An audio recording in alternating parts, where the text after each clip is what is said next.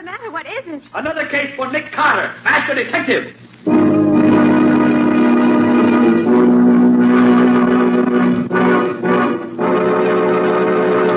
Yes, it's another case for that most famous of all manhunters, the detective whose ability at solving crime is unequaled in the history of detective fiction. Nick Carter, master detective. Tonight's curious adventure... Dead Witnesses. Or Nick Carter and the Mystery of the Murder Room.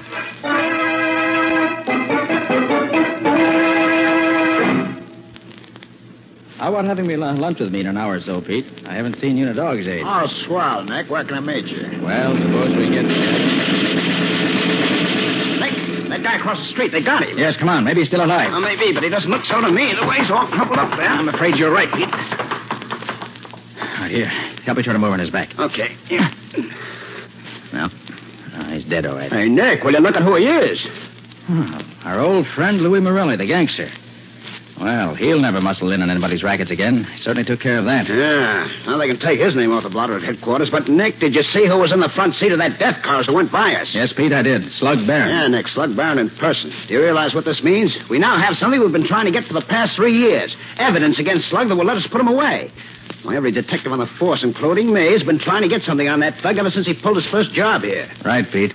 This should be good news to the whole city. Pardon me, but is he dead? Yeah, very dead. You know him? No, I never saw him before. But I did see him shot by someone in that car that went by. And I think it's outrageous that such things can happen in this city. You say you saw him shot? Yes. I happened to look up as the car went by. And then I heard the gun shooting, and I saw him fall. You wouldn't be able to identify the man in the front seat of that car, would you? I'm sure I would. He was a mean-looking individual, and that big scar across his cheek was very plain. Why? Nick, this is too good to be true. Another witness. Hey, look, fella, would you be willing to testify against that guy when we catch him? I certainly would. Such men should be put away where they can't get out. Here's my card. Let me know when you want me. Okay, thanks. William P. Fletcher, 46 Main Avenue. Oh, boy. We'll call you all right, buddy. We've waited for this for 3 years.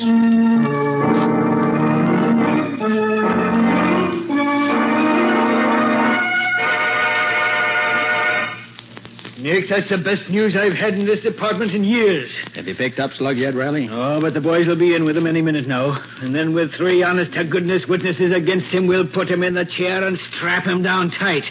And that'll be a happy day in my life. I know just how you feel, Riley. That's been it. Yeah? Just got a report that a man was knocked down and killed by a truck over on the east side. About 2:30 this afternoon. Huh? Apparently an accident, although the body was pretty badly smashed up. I thought you'd like to know. And why did you think I'd like to know? Because the guy has been identified as William P. Fletcher of 46 Main Avenue. William P. Fletcher. Nick, that's the fellow who was going to be a witness for us against Slug Barron. So Slugger's up to his old tricks again. You think so, too, do you? I don't think there's much question about it. Slug finds there's a witness. If witness can't be intimidated, witness disappears. Simple as 2 and 2. Hey, you'd better look out for a guy named Nick Carter, then. I've been doing that for years, Riley. This won't be the first time I've come up against Mr. Slug Barron. Hey, Chief. Huh? Look, we've combed this whole town from end to end, including up and down and sideways, and there ain't a sign of Slug anywhere. What do you mean there ain't a sign of him? There's got to be. He ain't left town, has he? Well, I don't think so, but we can't locate him. Him or the death car, and nobody knows anything about him either. Well, if they do, they won't talk. Which is nothing new. Well, if Slug's still in town, Pete, and you guys don't bring him in the next 24 hours, you can turn in your badges. Okay, Lieutenant, I'll do my best. Your best ain't good enough. You gotta do better. Can you beat it, Nick? For 3 years, this Slug Barron has been head man in the city. For 3 years, me and him has been at it tooth and nail. He's been the head of every big racket we've had. Why, we've arrested him 20 times, and 20 times we've had to let him go because we couldn't prove nothing on him. And every time we let him out of here, he laughs in my face.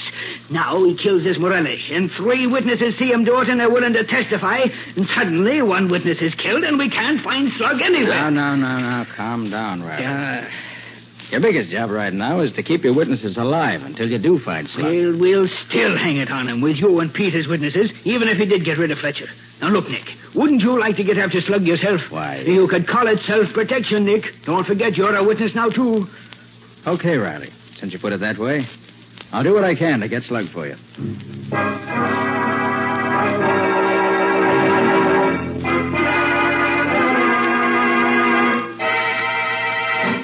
But, Nick, Slug Barron is a dangerous killer, and you know it. Certainly I know it, Patsy. That's why I'd like to see him put where he'd be in the receiving end of a legal killing. You mean the chair? I do. And the sooner he gets there, the better off.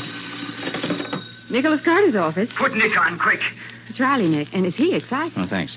What's up, Riley? Peter's just been found dead in his own garage, killed by the exhaust from his car, the coroner says. How did it happen, Riley? His wife says he got back to the house about 7:30 this evening. He drove in the garage and shut the doors, and about a half hour later, she suddenly realized that he hadn't come in the house yet. So she went to look and found the body. Do you believe it was an accident, Riley? I do not. It was Slug did it. There's no question about it. He's getting rid of the witnesses, and you're next, Nick. Okay, Riley. I'll get to work right away. I owe it to Pete as well as to myself now. Good, Nick. But watch your step, lad. Right, Riley. Oh, and Riley, I'd like to donate $100 to the fund for Pete's widow. He was my friend. So long. Did he say that another witness had died? Yes, Patsy. Pete's just been found dead in his car in his own garage with the motor running. But that could be an accident, Nick. It could, Patsy, but it wasn't. No more than that truck's killing Fletcher was an accident.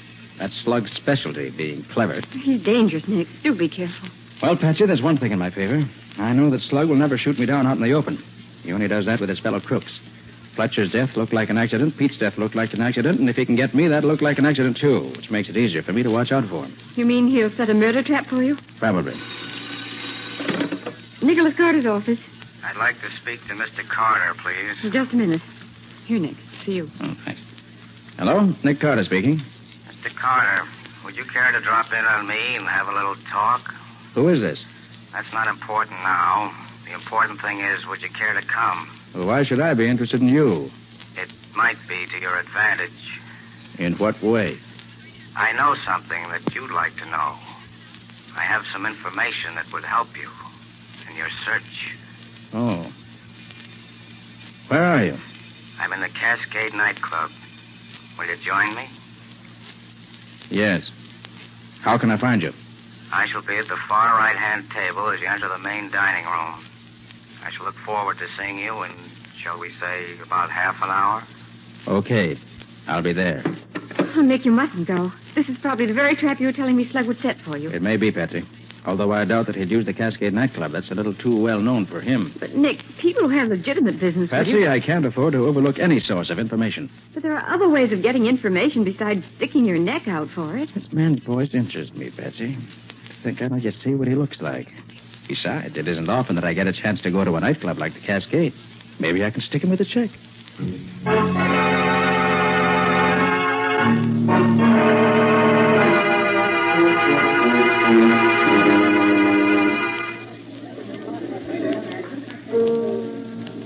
evening, Mr. Carter. You sent for me? Yes, would you sit down? Thanks. Care for something to drink? No, thank you.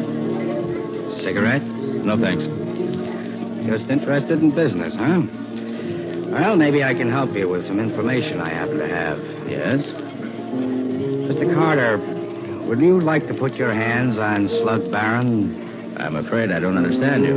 No? I think you do. Let me put it in another way. If you live long enough to get your hands on Slug Barron, it means the electric chair for him. But I happen to know that your chances of living are none too good right now either. He's left you alone until he got rid of the other two witnesses. But now that they're gone, your turn is next. How do you know all this? That's not important just now. What is important is that you may die tonight, tomorrow, or next week. But whenever it is, you are going to die. You won't have a chance to do anything about it. You'll probably be dead before you even know what the bullet that kills you feels like. While all this is very interesting, I fail to see where it's leading you, Mr. The name is Morelli. Morelli? Yes. Louis Morelli, the man Slug Barron killed, was my brother. I came to town to kill Slug myself, but I find I can't do it alone. I can't get to him. But I can help the police to get him. You mean you know where he's hiding out? No, I don't. But I do know something just as good. I happen to know that he changes his hiding place every other day to make sure the cops don't trace him. The address of his new hiding place is left with one of his henchmen in an old-fashioned safe. I know the house where the safe is located. And I know that for 2 hours this evening, that house will be deserted. And what do you want me to do? Well, I've had some experience in breaking into houses and opening locked doors as well as locked safes. I'll take you to the house. The safe will be open. You can learn Slug Barron's hiding place, and then the could do. If all that you say is true, why don't you get the address and bring it to me? The result would be the same. Look, Carter, I'm a safe cracker and a burglar, but I'm not a stool pigeon. I may help the cops, but I don't hand them evidence they can perfectly well get for themselves. That's a rather fine distinction, isn't it, Morelli? You have your ways of doing things, Carter, and I have mine. You want to work with me or not? Very well. Where'll I meet you and when? Let me see. 5 after 10 now. I'll meet you at 5 minutes past midnight in a doorway at the corner of Perry and Clinton Streets. I'll be there. Just one thing. Come alone. I can't afford to have anybody know I work with the cops. If you bring anybody with you, the whole thing is off. Remember, don't bring anybody with you. Very well, Morelli.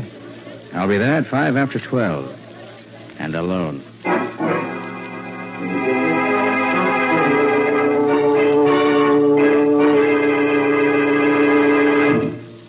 Oh, wait till I get a pencil here. All right. Go ahead, Nick. What's he look like? Medium height, black hair, blue eyes, little mustache. Weighs about 135 pounds. Parts his hair way over on the left side. Scar on back of her right hand. Nose has been broken and fixed up. Yeah. You know him? Well, not offhand, Nick. But if he's in the gallery, I'll get him for you. Is there anything else? Not now, Riley. Meet me in a half hour at Daly's lunchroom. And where is Daly's lunchroom? Out on Palmer Avenue, near the city line. But, Nick, that's 3 miles from here. Right. Daly's is far enough out so that nobody's going to bother us. I'll meet you there in half an hour. Okay, Nick, okay. I'll be there. I don't know. Sometimes I can't figure that guy Carter out at all.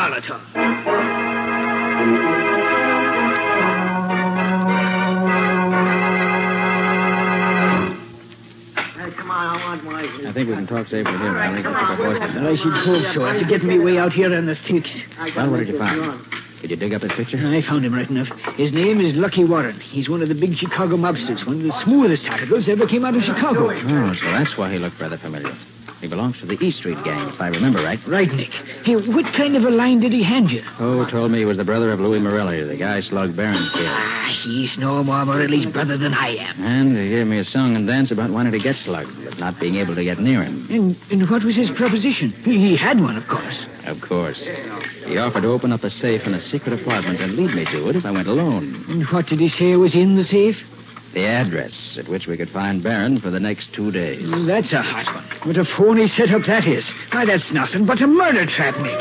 Why, when you walked into that room, you'd be riddled with bullets like a sieve. You may be right, Riley. Maybe you're right. Maybe I'd never get any further than the door of the room. But on the other hand, we've been chasing Barron for 3 years now. If we should have him cornered... Cornered me, aye. He's setting a trap to corner you. You can't be sure, Riley. It might work out. Work out? Nick, I've fought with you many a time in the past, and if the Lord spares me, we'll fight together many a time in years to come, but I think too much of you to see you walk into a house where you can't live 5 minutes. 5 minutes. I could only be sure that I could live for 5 minutes after I walked in. Nick, is there anything the matter with you? Are you nuts or something? No, Riley, I think not. I think I have an idea. It might work. And it might not. And you might live and you might not. Don't you see, Riley? That's true even if I don't walk into this trap of his. If it doesn't get me one way, it'll get me another. My only chance to stay alive is to get him first. And this plan of mine may be the answer. But Nick, you know you can't. Hold your tongue, Riley, and listen while I tell you my idea, because I'm going to need your cooperation as I never needed it before. Now, here it is.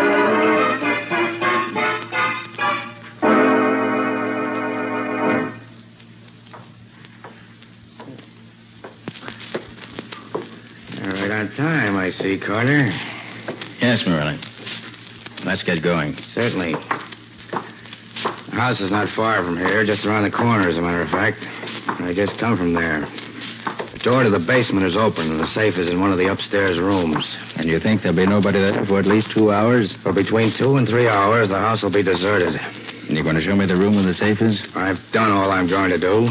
The door is open and the safe is open. The rest is up to you. I hope your information's correct. I shouldn't like to be caught in a strange house rifling the safe. That's the least of your worries. That is, catching Slug Barron is much more important, isn't it? Oh, yes, of course. Here. This is the house. It's all red brick. Number 42.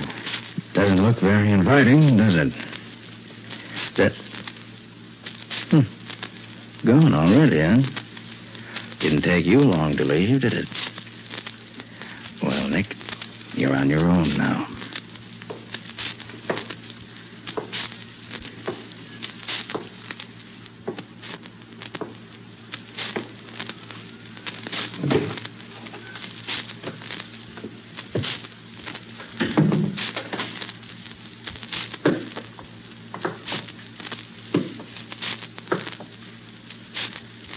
Nothing here in the basement to interest me.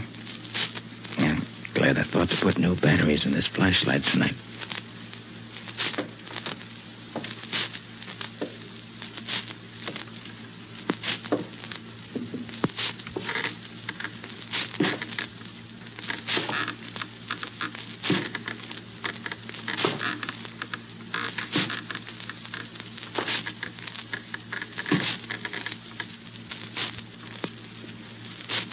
Seems to be nobody here on the first floor. Must be all up on the second floor where he said the safe is. It probably won't bother me until I get up there, which is just as it should be.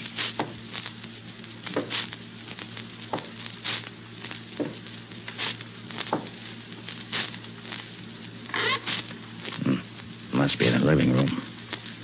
Still furnished. Been a long time since anyone lived here. Yeah, this'll do well enough for what I want. Have a cigarette, Nick? Yes, thanks. Have another cigarette, Nick? Why, yes, thanks. Won't you have another cigarette, Nick? Why, yes, thanks, I will. Now.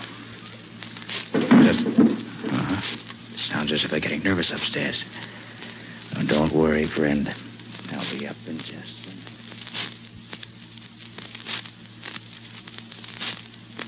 Say, Lucky, I thought you said you told him the safe was up here. I did. Yeah?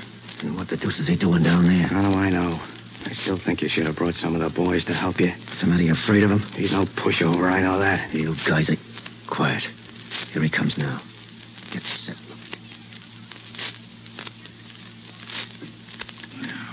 These are the creakiest stairs I ever heard.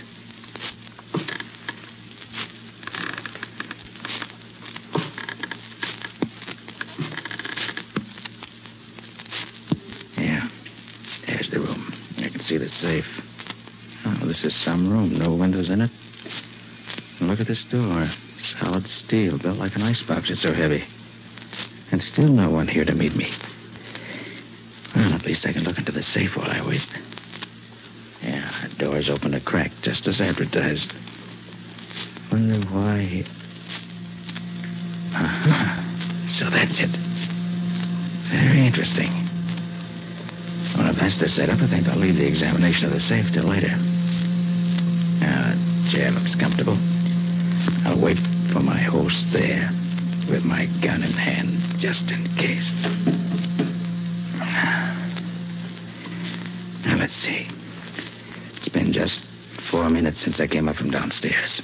If I can hold out here another 2 minutes at least before they... No. So you've come to welcome me at last, have you? Well, Nick Carter, it's been some little time since we saw each other. Formally. It's hardly my fault, Slug. I've done my best to find you any number of times in the past year or more. Slug, let me take a shot. Oh, yes, of course. You're here, too.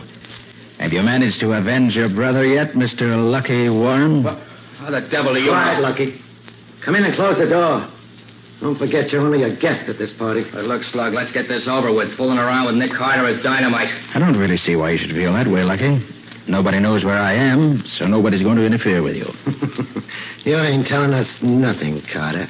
We made sure of that ourselves. We had 2 men shadow you from the nightclub to the lunchroom where you talked to Lieutenant Riley. We had 2 men shadow Riley back to headquarters, and 2 more follow you when you came here to meet Lucky. Now, Carter, we're sure there ain't no cops following you this time. You've been to a great deal of trouble, Slug, seems to me, just to get me to walk into a death trap that was corny and as obvious as this one. Well, now that I'm here, what's going to happen? Carter, I've been waiting 3 years to take care of you, and I'm going to see that you get I it. see that you've cut the current off from the safe. If I hadn't heard the hum of the transformer a few minutes ago, I should probably have touched it and been knocked unconscious. Was that what you wanted? If you'd have touched that safe, you would have been dead. Oh. That's what happened to that headquarters cop they found on the third rail of the elevator last winter. I thought it didn't look right at the time.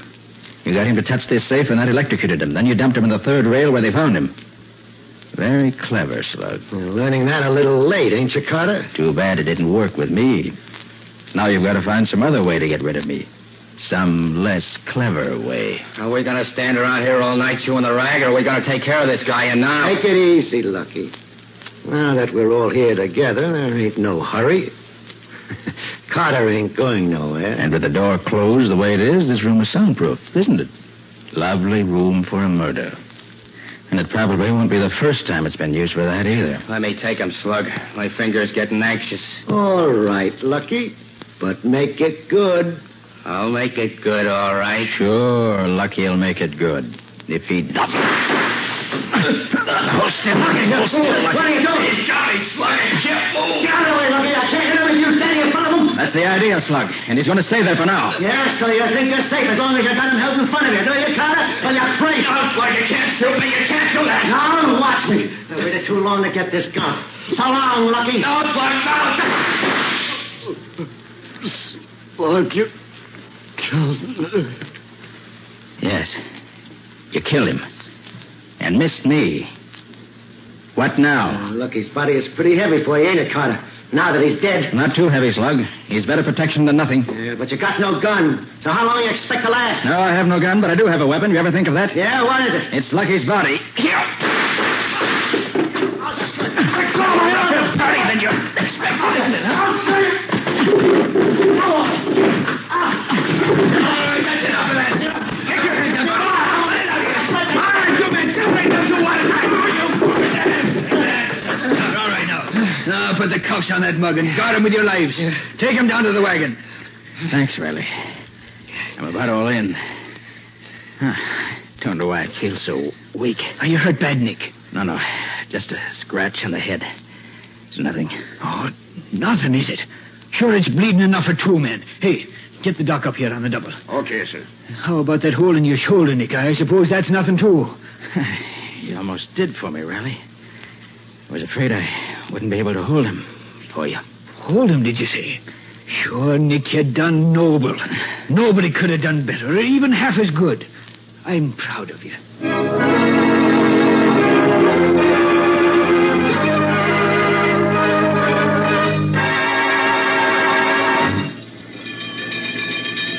I brought this old hurry-up wagon because I thought we might need to use it as an ambulance or as a hearse. Are you feeling better, Nick? Oh, yes, Riley, thanks. Very much better. Sure, Nick, you scared me out of 10 years' growth this night. Oh, you got your killer, didn't you? Oh, sure, I got him after he almost got you. Oh, what a fool you were to walk into a trap like that, Nick. Perhaps you're right, Riley. Somebody had to get slugged.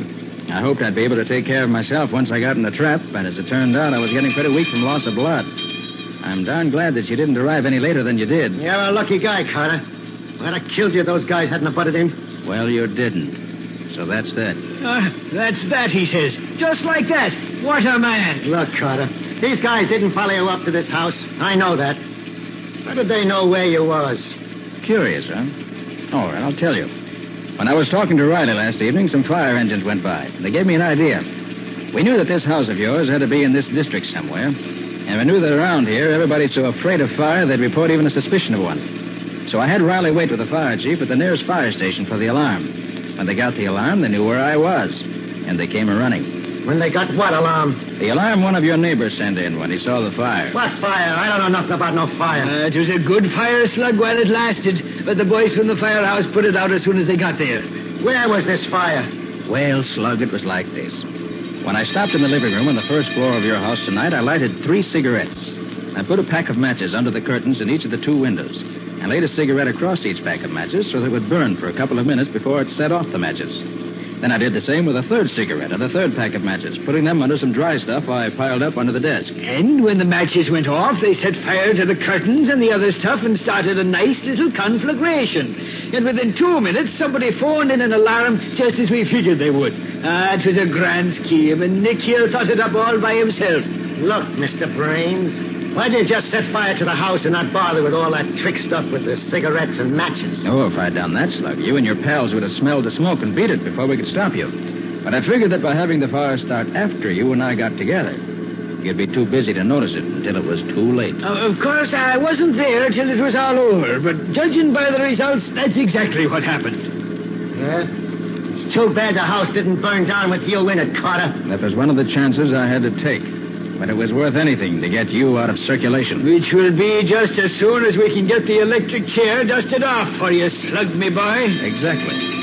The murder trap you set for me turned out to be a death trap for you, which is certainly poetic justice.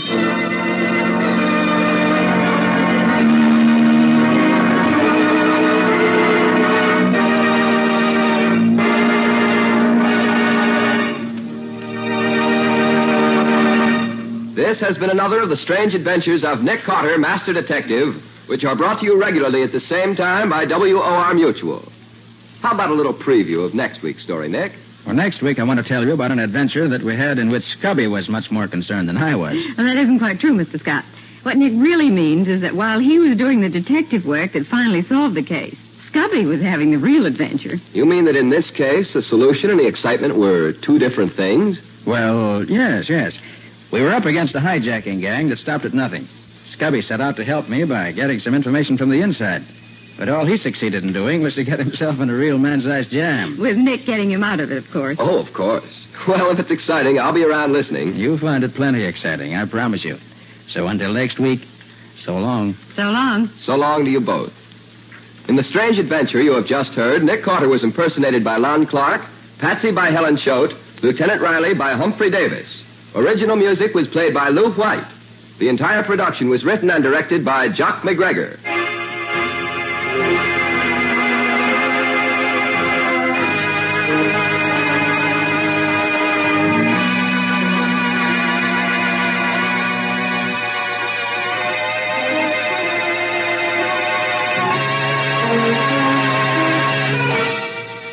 Next week at the same time, listen to another curious experience of Nick Carter entitled Death in the Pines, or Nick Carter and the Mystery of the Murdered Driver.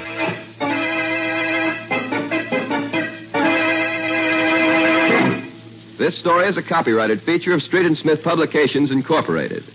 The Return of Nick Carter is produced in the studios of WOR and is broadcast over most of these stations every Saturday evening at 7 o'clock Eastern War Time.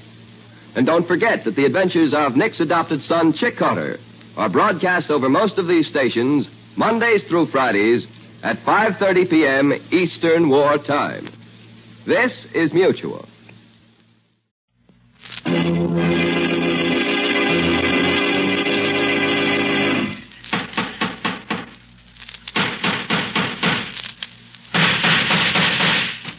What's the matter? What is it? Another case for Nick Carter, Master Detective.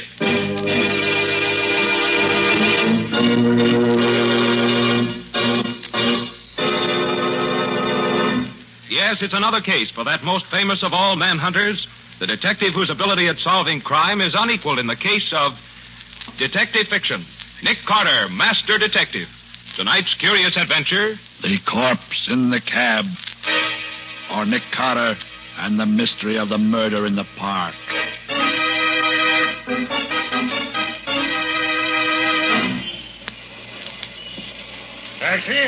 Taxi! Mr. Ramsey, you are very kind indeed to take such an interest in this problem. My dear fellow, I consider it my civic duty. Taxi! Here's a cab now. Yes. Okay, gents, make it snappy. We're blocking traffic. All right. You get in first. My party, you know, my party. Thank you. Where to, gents? I guess the quickest way to get there is through the park. Yes, drive through the park. I'll tell you where to turn. Okay. I believe it is on West 54th Street. And there's a flag out there. Excuse me, driver. Yeah? Do you mind if I shut this glass partition between us? Go right ahead, boss. You're paying the fare. Here, let me do it for you.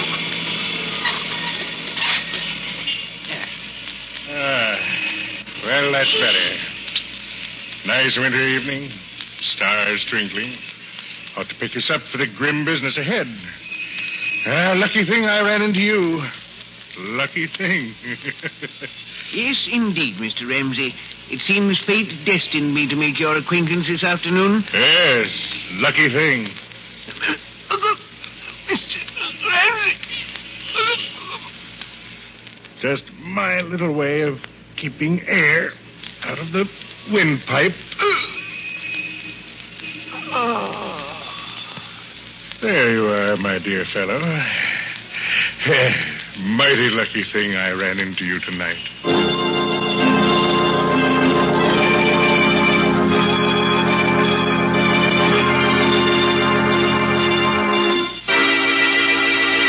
You gotta help me, Nick. You gotta. They'll slap me and stir. Now, take it easy, Shorty. Take it easy.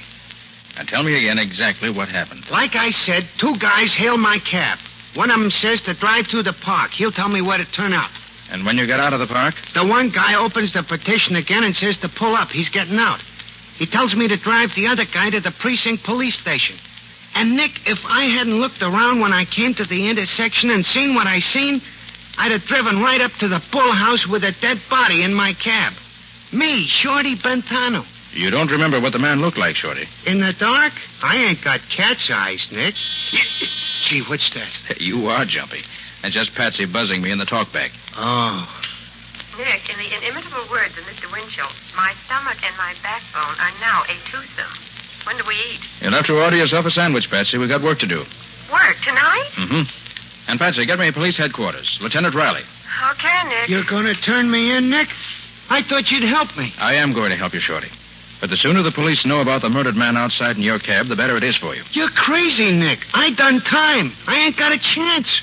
If the cops find that stiff in my buggy, it's curtains for me. I'm getting out of here. Shorty, sit down there. Nick, they'll give me the hot seat for something I never done. No, they won't, Shorty. Not while my name's Nick Carter.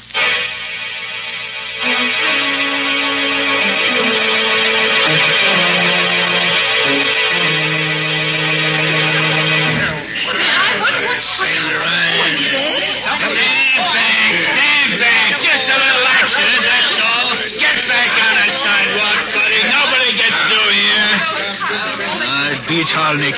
Not one bit of identification on this body. No bullet trace, no knife, no nothing.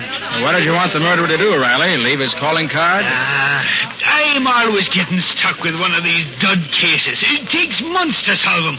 We don't even know who the stiff is. Now, Riley, flash your light inside here again. Oh, sure. Yeah. You see something? I'm just looking. You see, his pockets are turned inside out. The motive was robbery, all right. No, Riley, I don't think so. Huh? Doesn't look prosperous enough to rob. Nick, you're always looking for what's not there. That might mean something, too. Now, Riley, evidently the murderer didn't care to have his victim's identity uncovered too soon. Say, what are you looking at his hands for, Nick? Riley, have your laboratory analyze this white powder under the nail of his right index finger. Well, say, there is something under his fingernail. Yes. I have an idea you'll find it's chalk. Chalk?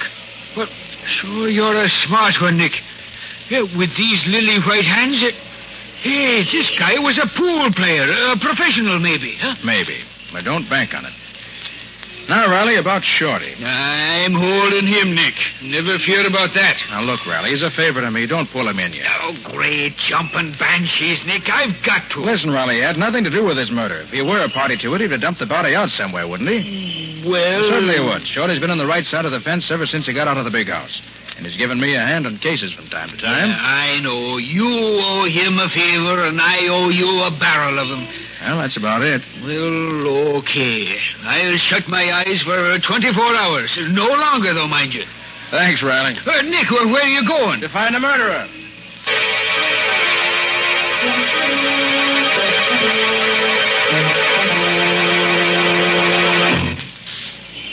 Boy, this is some buggy you got here, Nick.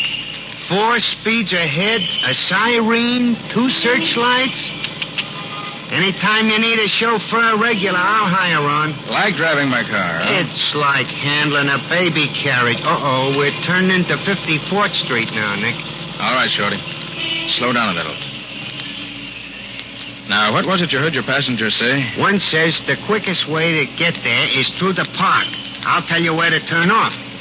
And then the other guy says it's on West 54th Street and there's a flag out. And then the other guy shuts the partition and I don't hear no more. Well, 54th Street doesn't run very far here on this side. I don't see nothing on this block. Flags. Usually on public buildings, aren't they? You think maybe this is going to be a clue, Nick? Shorty, everything's a clue when you don't have much to go on. Nick, look. Flagpole. Yeah, very handsome flagpole. Yeah, but it's a police station. A police station? Good. What's good about it? Let's get out of here. You're safe until tomorrow night, Riley keeps his word. You want I should keep going slow? Nope. I got the first link in our chain. You can put the speed on again. Where to now? To pick up Patsy. I sent her to the Bureau of Missing Persons on 30th Street. Ah, Nick, another cop house.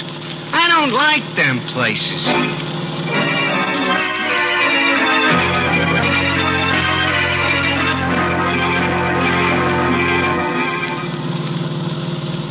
George Day, 2345 Elmhurst Drive, occupation truck driver. When last seen was wearing gray coveralls. No, he's not the one. Gee, Nick, the guy ain't been missing long enough for anybody to get excited about it.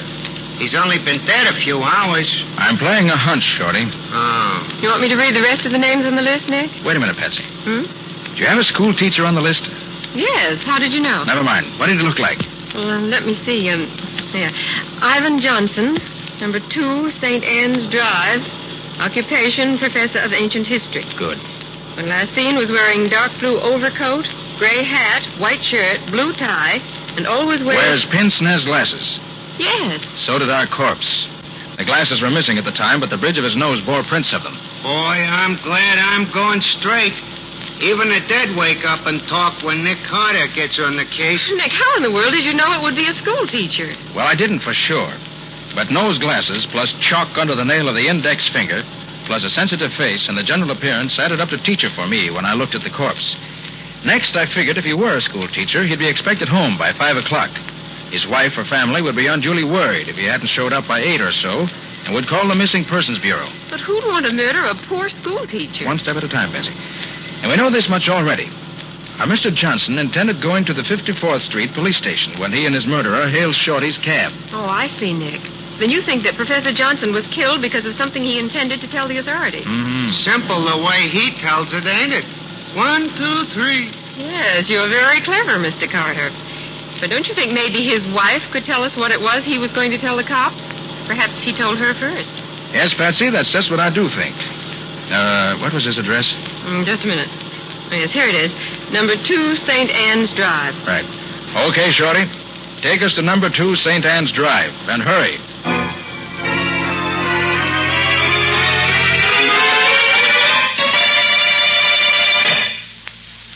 Mrs. Johnson, I'm Nick Carter. And this is my assistant, Patsy Bowen. How do you do? How do you do, Mrs. Johnson? Did the police send you, Mr. Carter? Did they find him? Did they find my husband?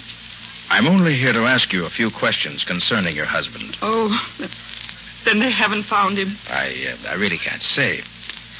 Now, tell me, did your husband mention whom he was going to see after school hours today? Ivan always comes right home after his classes. I thought that he might have had some special appointment today. Oh, no. Mrs. Johnson, how was your husband feeling when he left for school this morning? Oh, he was in such a mood this morning. Talked about right and justice until my head fairly whirled. You know, he doesn't like to see people cheated, Mr. Carter. Ivan's a very honest person. What do you mean, cheated, Mrs. Johnson? He said he wasn't going to stand by and see the students in his school tricked out of their dimes and quarters. He was going to see right and justice done. The kids are being cheated. What school is this? Central High School. Ivan is the ancient history professor. He's taught there for 12 years. And where's his office there? Why, he's had the same office all that time. Number 12 on the first floor. I've always been happy about that. It's such a sunny little room. Well, Mrs. Johnson, you've been very helpful. Do you think they'll find him tonight? Do you think something terrible has happened? Why, the police will keep you informed. Good night. Good night, Mrs. Johnson. Try to get some sleep. Thank you, but I couldn't. Not till Ivan's home. Safe.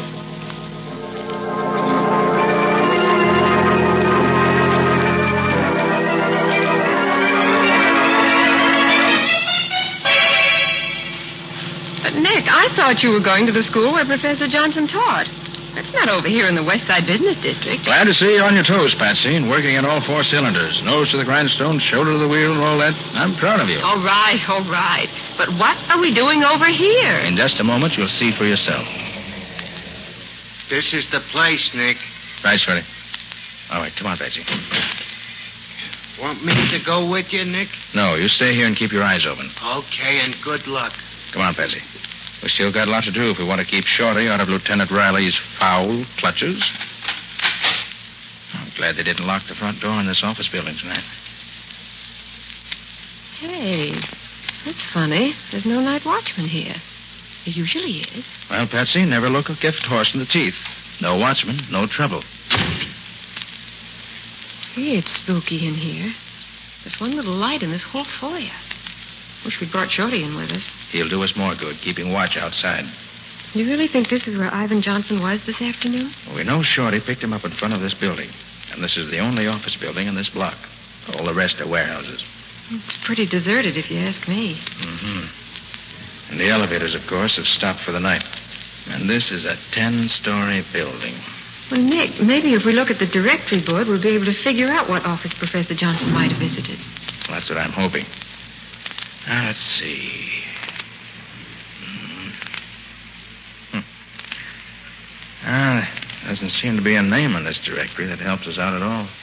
Well, there isn't, is there? Oh, Nick, what'll we do? Doesn't take much brain work to figure that one. Maybe we can tell if we have a look at the doors of the offices in this building. So, we'll just have to go from office to office. Now, come on. Let's start climbing.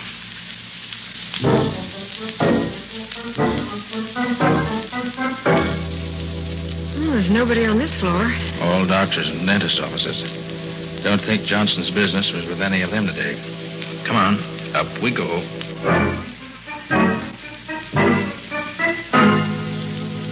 See anything on this floor, Nick? No.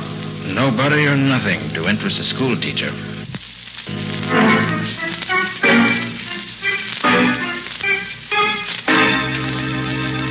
Nick, I don't think I can make another floor. You've got to, Patsy. We must cover every floor.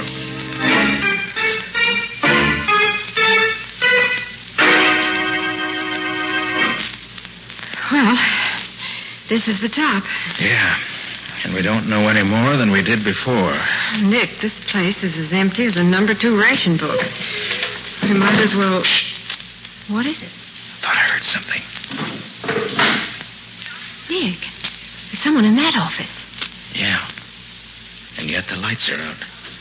The name on the door says Gerald Ramsey, promotion counselor.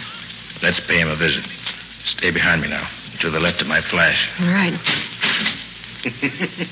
And who is flashing that pretty light in my office at this time of night? Mr. Ramsey? That's my name. And yours?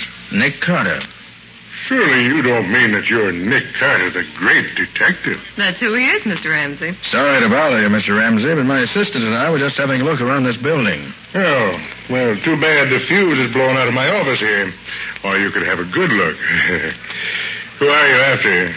You don't happen to know of any business in this building that might have dealings with a school teacher, do you? A school teacher? Mm-hmm. Let me see. A school teacher. Why, no, there is. I never heard of it. But then there's such a lot I never heard of. Uh-oh. Oh, you knocked over that whole stack of packages. Oh, I'm so sorry, Mr. Ramsey. I dropped my handkerchief and I was leaning over to pick it up. Anything breakable in them? Oh, no. It's quite all right. Oh, thank goodness for that. Yes, just some things a friend of mine left here until he came back. Just leave them there. I'll take care of them. No, at least let me pick them up. No. Never mind. Just leave them there. They won't mind staying where they are for a while, I'm sure. Well, all right, if you say so. Yes, I do. So you can just run along and continue your search for whatever it was you were looking for. Good evening. Good evening. Now, Patsy, if you're okay, we better be on our way.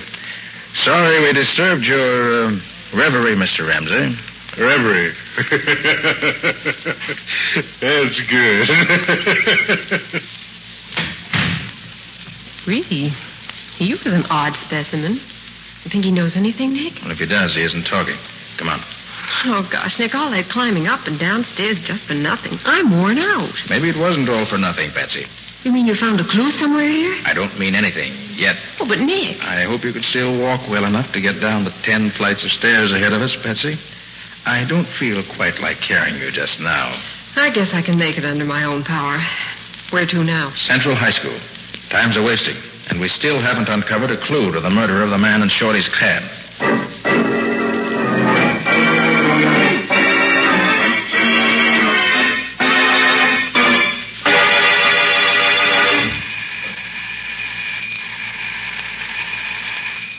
Gosh, Nick, what do you expect to find in a schoolhouse at this time of night? Clues to Johnson's murder, I hope.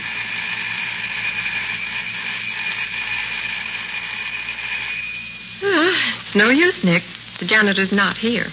I'll have one more try.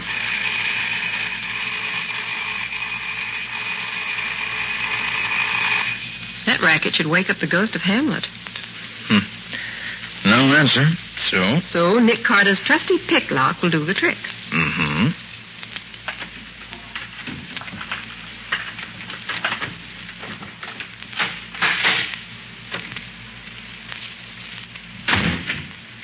Oh, it's black as pitch in there. Stay right beside me. Seems to me I heard that one before tonight. And look, Nick. I barked my shins in the dark in that character's office. And so if you don't mind, this time I'd like to see where I'm going. Okay, Patsy. I'll use my flash and keep it down low. Shin height. Well, that's better. Now, come on. Better hurry, or our friend Shorty's going to be sitting in the clink with a murder rap pinned on him. Okay. And she said his office was on the first floor, didn't she? Yes, number 12. All bright and sunny. Here we are, Nick, number 12. I wish it were bright and sunny in here now. This time we'll just dispense with the formalities of announcing ourselves. Well, the door's open, Nick. Yes, so it is. Come on. Snap on the light, Patsy. Switch is right behind you. Okay. Hey. Well, looks like somebody else has given Mr. Johnson's room a going-over. I'm afraid we got here too late. Papers all over the floor, window wide open. What do you suppose they were looking for? Same thing we are, Patsy. Clues. Except for a different reason. You think it was the murderer? Could be. Wow. What are you reading, Nick? This poster on the wall here. Oh. $1 buys a destroyer, high school students. Subscribe just $1 to the High School Victory League and help buy a destroyer. That's the second time tonight I've seen something like that. Oh, where's my hanky? Need any help? No, I've got one right here in my pocket. There. Hey, wait a minute. Where'd you get this? What? The sticker that came out of your pocket with a handkerchief. Well, I don't know, Nick. Why? Why? It's got the same legend stamped on it that poster has. Victory League. Well, so it has. Did you buy this sticker? No, I buy my destroyers by buying war bonds. Well, think, Patsy. Where did you get it? It was in your pocket with your handkerchief. Well, I don't know, Nick. I never put anything in this little pocket except my handkerchief. I can swear to this sticker. Look out,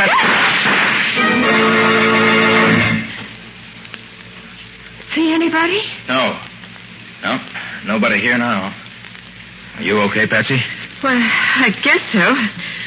What happened? I just happened to look up in time to see a man poking a gun through the open window. So that's why you pushed me out of the way so fast. Yes, there was no time to be polite. Oh, thanks, Nick. Did you recognize the man at the window? No.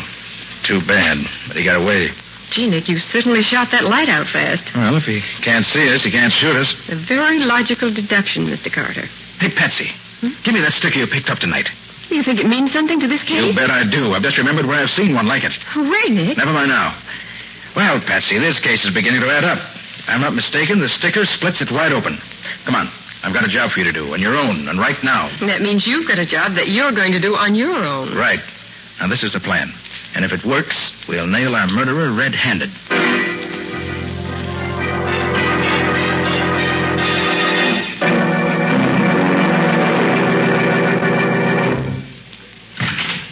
Boss, you in here? My dear fellow, you know I'm in here. Did you get the fuse fixed? Yeah, and while I was fixing it, I got something else, too. Come on in, you. Here, snap on the light and see what I picked up snooping around down the basement of this building. See? Nick Carter. Well. Mr. Carter, back again. Still looking for the same thing? No, I found what I was looking for. Oh, good. Good. It's very fine. I already lifted his rod, boss. What'll I do with him now? Huh? You've had your chance, my dear fellow. Now it's mine. You know, I have the general impression you men don't like me very well. Oh, sure, Mr. Carter. We love you. But we'll love you a lot better when you don't talk no more. Put very bluntly, Mr. Carter, but that is the idea. Now, Mr. Ramsey, just what do you think I could say that would harm you? Now, don't let him fool you, boss. When I was hiding in the bushes outside the window back there at the schoolhouse, I heard him tell the dame the case was wide open. Shut up, Lefty. Oh, so it was you who took those shots at us through the window? Yeah, and you ain't gonna do nothing about it. You was pretty smart, though, figuring out it was Mr. Ramsey what rubbed out the school teacher. You are a complete idiot. Stop that fool tongue of yours. Ah, what's the diff, boss? He ain't gonna live to tell it. True. That's true. Yes, since you know so much already, we have only one recourse, Mr. Carter. Give me the gun, Lefty. Yeah, here, boss. This one's on me. Just a minute, Ramsey. As long as I'm not going to live to tell it, maybe you'll confirm a deduction I made. Certainly, my dear fellow. The condemned man is always granted one last request. Speak up. This high school victory league's a phony, isn't it? You're playing on the patriotism of school kids to get them to donate their money to build destroyers and planes, but the money never gets any further than your own pocket. Isn't that it? Oh, yes, Mr. Carter. Since you put it bluntly that way, I am forced to admit that you're entirely correct. But may I ask what it was that led you to believe that I was behind the league? Yes. When I was at Professor Johnson's office, I saw a poster on the wall advertising your dirty league. Oh, please, Mr. Carter. I mean just that. Swindling high school students out of their few dollars in the name of a patriotism that you never knew the meaning of is about the lowest form of stealing that I know of. Boss, just let me take a poke at him, will you? No. We can afford to be good-natured. Mr. Carter hasn't much time left, you know. Do go on, Mr. Carter. As I said, I saw the poster on the wall advertising your dirty racket. And then Patsy found one of your stickers in her handkerchief where she'd picked it up off your floor. I recall then seeing that each of the packages she knocked over in here had a sample sticker pasted on it. It was easy enough then to put 2 and 2 together and get the required 4. It's too bad that your undoubted excellence in mathematics can't save you. And all because one little school teacher suspected his kids were being cheated. Poor Professor Johnson. It is too bad for him that I found him wandering around this building, looking for the offices of the High School Victory League. He told me he suspected it was a phony outfit, and he was going to see right and justice done. I offered to take him right to the police station, and I did. Although I wasn't with him when he got there. Very funny. Yes. Hurry up, boss. We got work to do. Yes. Well, Mr. Carter, this is it.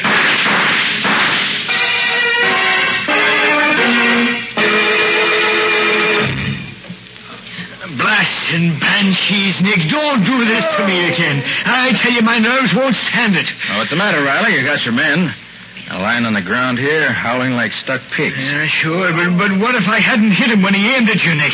What if I'd missed? So, Nick, your plan worked beautifully. The whole thing. Getting yourself found by Ramsey's henchmen and my getting Riley up here to hear the confession and everything. Yeah, Patsy, but don't run such a split-second chance of life and death again, Nick. My heart won't stand it. Well, it was worth it. Just to see Ramsey walk into the trap like a bear looking for honey. Hey, Nick. Oh, Shorty, come on in. Take a look at our handiwork. Gee, so that's the bum who tried to frame me to the hot seat. He'll be getting it himself before long, thanks to Nick Carter. Riley, I want to tell you something. Of all the criminals I've tracked down, catching Ramsey gave me the most pleasure. A fellow like that, trading on the patriotism of school kids, is about the lowest rat in the world. Why, bad as the Nazis are, a guy like this is worse. You're right, Nick. You said it, Nick.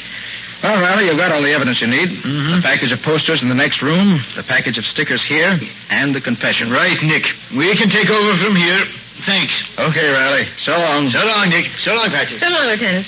Well, Patsy, come on. Chin up. Carry on and all that sort of thing. It's not my chin that's worrying me, Nick. It's having to walk down those 10 flights of stairs again. That'll be the 4th trip tonight. Why, Patsy. And at your age, too. Look, Nick, can't we just sit here on the top step for the next 6 hours? You think you'd be rested enough then to walk down the 10 flights? I think that by then the elevators will be running again. And what a wonderful invention the elevator is.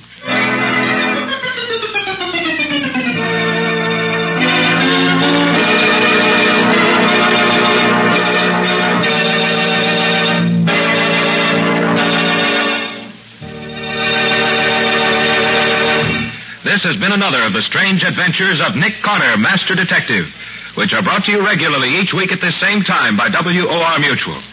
Now, tell us a little about next week's story, Nick. Well, next week's story includes rather more adventure than actual detecting. But if Nick hadn't been able to make the first few deductions that really started him off on the right track, there would have been no adventure. And there was adventure and plenty of it. I came nearer to meeting my match when I met Dr. Donaldson than at any other time in my career. This Dr. Donaldson was a specialist in secret and dangerous poisons, and he tried one of them out on Nick. Well, in the end, I managed to get the better of him and solve a mystery that had the police completely stopped. We call it the empty coffin because it was an empty coffin that gave us the first clue. And it was 2 different doctors making out 2 separate death certificates for the same death that led to that first clue. Well, that's enough for now. Join us next week for the story of the empty coffin. So long. So long, folks. And so long to you, Nick and Patsy. Until next week. In the strange adventure you have just heard, Nick Carter was impersonated by Lon Clark, Patsy by Helen Choate.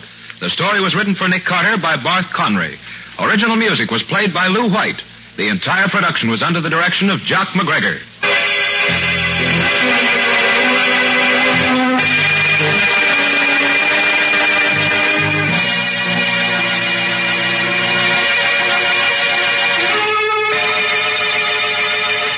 Next week at this same time, listen to another curious experience of Nick Carter entitled The Empty Coffin, or Nick Carter and the Mystery of the Doctor's Poison.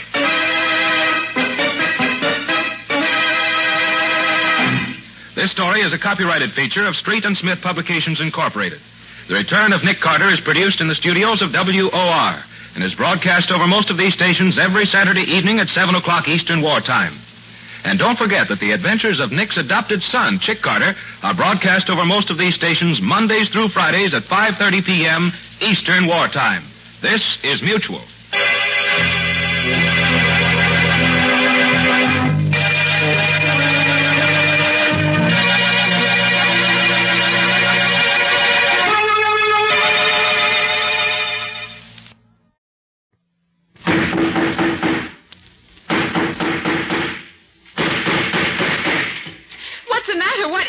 Another case for Nick Carter, Master Detective.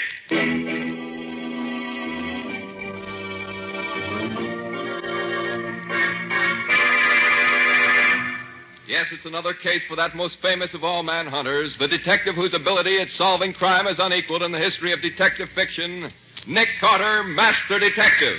Tonight's curious adventure... The body on the slab. For Nick Carter and the mystery of the missing husband.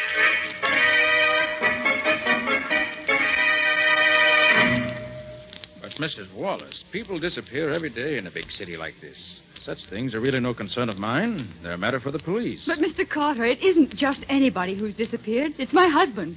I'll pay you anything to find him. Well, I suppose it can do no harm to listen to the story. All right, Mr. Burnett. Where was the last place you saw him? In a sort of saloon gambling house on West Street, down by the waterfront. A 2-story house. Very run down. Wait a minute, Burnett. That wouldn't be the place that's run by a one-legged soldier they call Bill. Oh, so you know it, do you? Certainly do. By reputation, at least. Here. I want you to look at this picture. You recognize it? Yes, that's the place I'm talking about. I thought so. Mrs. Wallace, I'll take the case. Oh, Mr. Carter, I knew you would. Yes, I have a score to settle with that old rat with a wooden leg. And this may be my chance to do it. All right, Mr. Bennett. Let me have all the details. Well, Vernon, that's Vernon Wallace, my friend. Vernon and I had been making a night of it, and we ended up at this Bill's place. How did you happen to go there? Well, Vernon had heard that it was a great place for a fast poker game, and he was determined to try it. I'd heard it was a pretty tough place, and I attempted to talk him out of it, but I couldn't do it. So about 1:30 or 2 o'clock this morning, we went down there. We were the only ones there. To make a long story short, Vernon and that old guy who owns the place got into a game, and no matter what the old guy did, Vernon won. I was afraid for him in a dive like that, and I tried to get him to quit and go home with me. But he refused. He told me to get out and leave him alone. And Vernon hasn't been home since then. And he hasn't been seen anywhere since then. I'm afraid that he never left that place alive. Well, I see.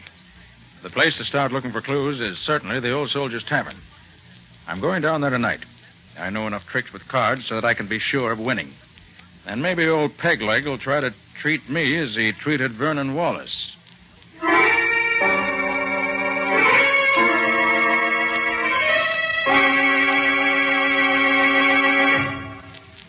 Well, stranger, I gotta admit I'm licked. You broke the bank. Yes, luck's been with me ever since I sat down here. Well, it's getting late.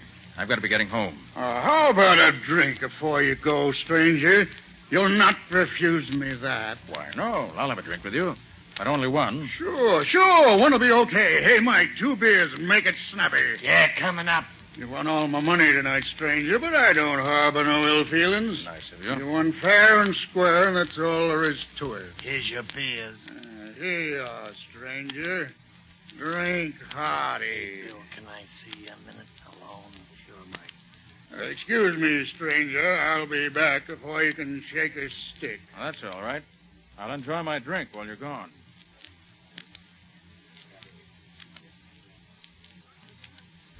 Stranger, Mike and I've taken a fancy to you. We don't want no harm to come to you. Look, why don't you stay here all night? Mike's got an extra bed upstairs he'd be glad to let you have. Then tomorrow you can go home and nobody'll bother you. Well, if you let me pay for the use of the room and bed, I believe I will. Good, you're a smart man, but we couldn't take no money for doing you a favor. Here, Mike, show the gentleman his room. Yeah, sure. Will you follow me, mister? Sure. Go ahead. I want to get to bed. I'm tired all of a sudden. Give me your arm, mister. No. I'm all right. I don't need any help. Well, I'll come along just to be sociable. I don't want to be sociable. I just want to go to sleep for this one. Well, here's your room, mister. I'll leave a candle on the table for you. Okay. Thanks very much. Good night, sir. There you are, stranger. Sleep tight. Yeah. We'll see you later. Yeah, we'll see you later. Yeah, I'll see you later. Good night. I gotta go to sleep. I'm awful tired.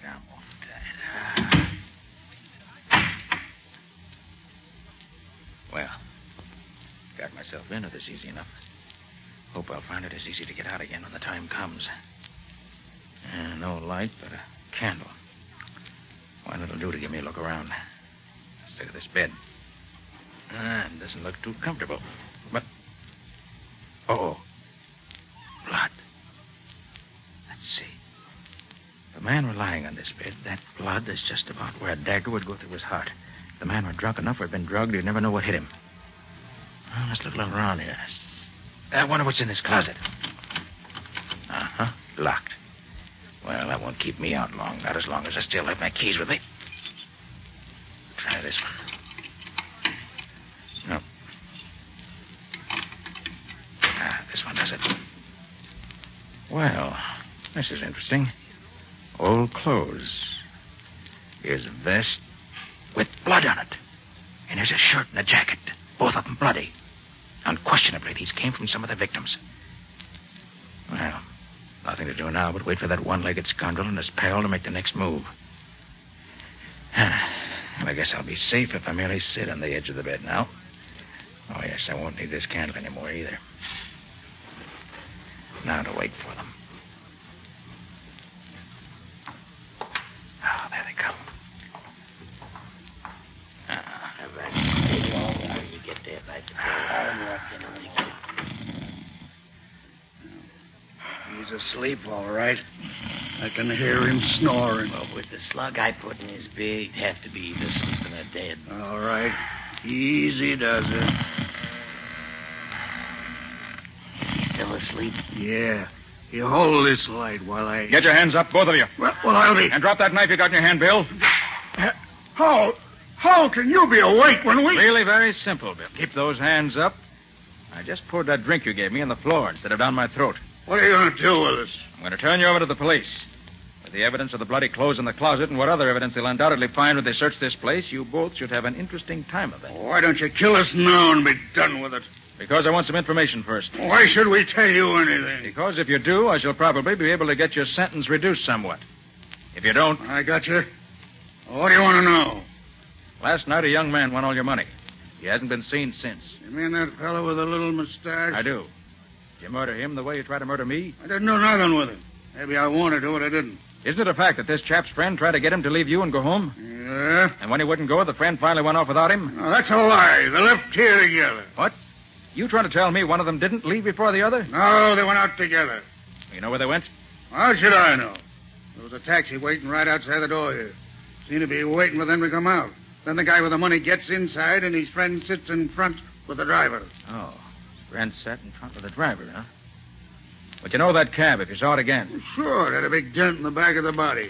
Painted with red lead. I've seen them around this part of the city before. I see. Well, Bill, as soon as I can turn you and your pal over to the law, I'll have Penny find that taxi with the dent in the back. Trail seems to lead direct to him.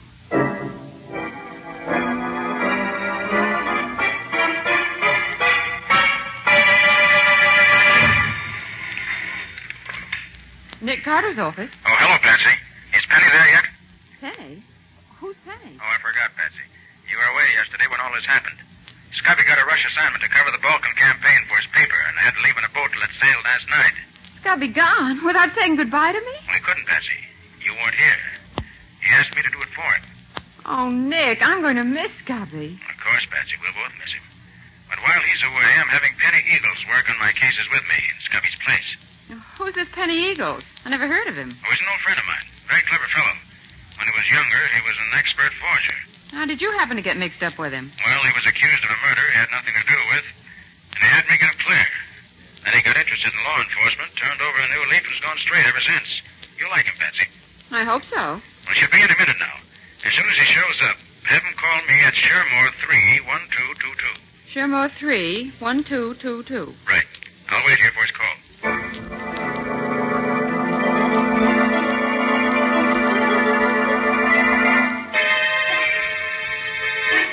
You're right, Penny.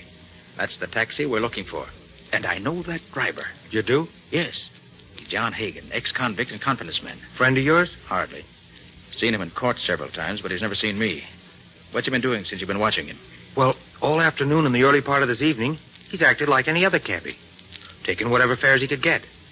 But the latter part of the evening, he's been fussy about who rides in his cab. How do you mean? Well, I've seen several parties try to take his cab. But all he's picked up in the last 2 hours were 2 drunks, and oh, were they pie-eyed. I see. I think I know what he's looking for, Penny. And I'm going to give him just the kind of a passenger I think he wants.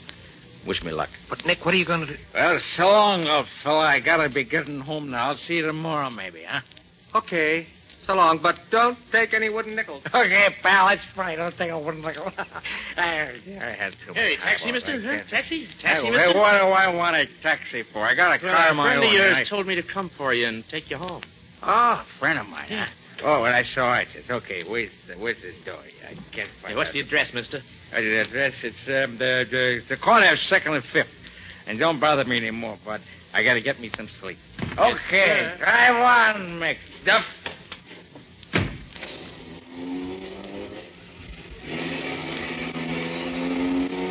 And now where? I'll wager it won't be toward 2nd and 5th. Wait a minute. What's that smell? Perfume? I know. That's ether. So that's the stunt. Picks up drunks who are too far gone to know what's happening, then doses them with just enough ether to put them soundly asleep. Well, it won't happen to me. If I open one of these windows a little bit, that'll keep the air clear. There. Now, Mr. Hagen, the next move is up to you.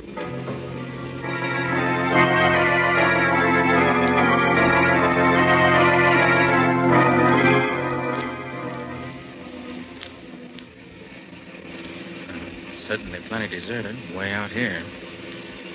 Wonder how much further we're going. And I better get this window shut again so he won't suspect anything.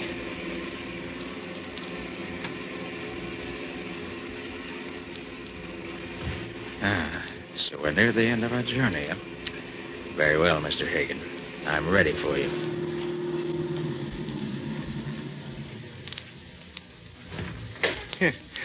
Sleeping like a babe, ain't you? Well, let's see what you got in your pockets. Then I'll dump Make you out. a move, Hagen, and I'll blow your brains out. Who the deuce are you? I'm a detective. See this? Oh.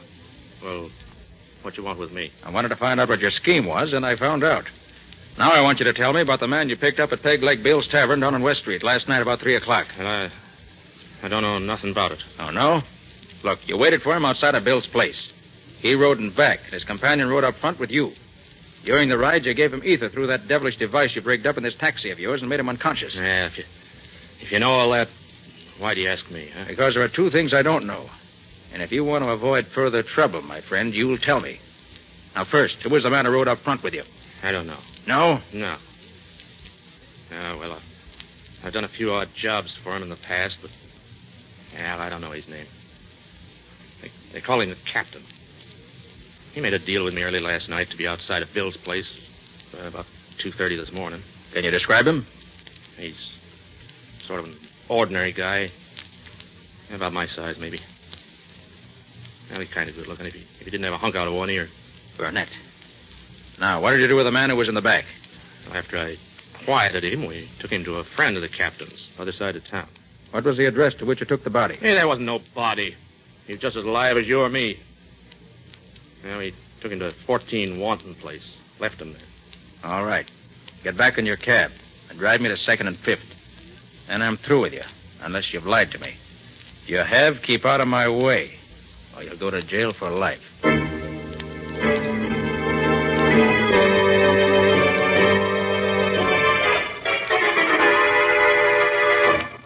This is where Mrs. Wallace lives, Patsy. Well, I hope she's home.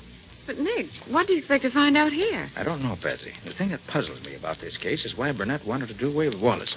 The bell, will you? Mm-hmm. It wasn't the money that Wallace won that tempted Burnett, as he could have taken that while Wallace was unconscious. No, there's a stronger reason. And you hope Mrs. Wallace can throw some light on it. I hope so, Patsy. If she can only help me that way. Oh, hello, Mr. Carter. Won't you come in? Thank you, Mrs. Wallace. May I present my assistant, Patsy Bowen? How do you do, Miss Hello, Bowen? Mrs. Wallace. Please sit down. Thank you. Thanks. Tell me, Mr. Carter, have you found out anything about my husband? Well, nothing definite, I'm sorry to say. We have learned, though, that he fell into bad hands, but we don't know what happened to him after that. Arthur assured me you'd find out the truth if anyone could. Arthur? Oh, you mean Mr. Burnett? Yes. Yes, he's been so kind to me. He's done so much to cheer me up. Well, except for his kindness, I'd have gone crazy. You've known him long, Mrs. Wallace? All my life. We were brought up together. And then, too, he and my husband have been business partners for, the best of friends for years. You think a great deal of him, then? Yes, indeed. Mr. Carter, at one time, before I met Vernon, I would have married him if he'd asked me. Then I met Vernon and really fell in love with him. But even after I married Vernon, Arthur continued to be my best friend.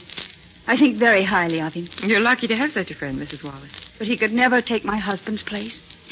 You must find Vernon, Mr. Carter. If it's possible to find him, Nick will do it. Yes, Mrs. Wallace. You may rely on me for that.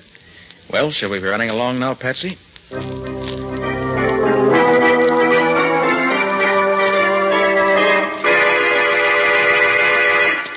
Where did you say you're calling from, Penny? I'm at a pay station near the house where Hagen left Wallace that night.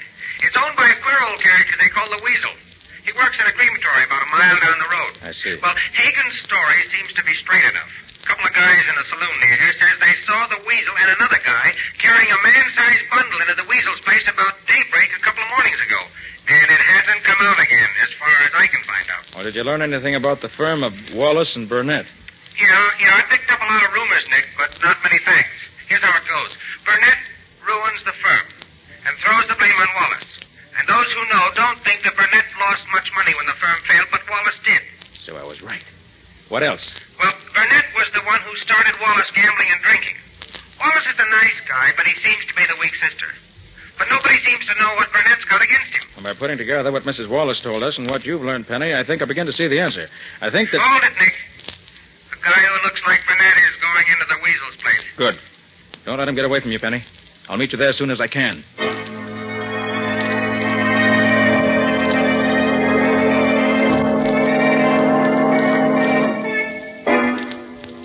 Yep. You're right. You're right, Nick. They did bring that casket here to the crematory. I thought they would.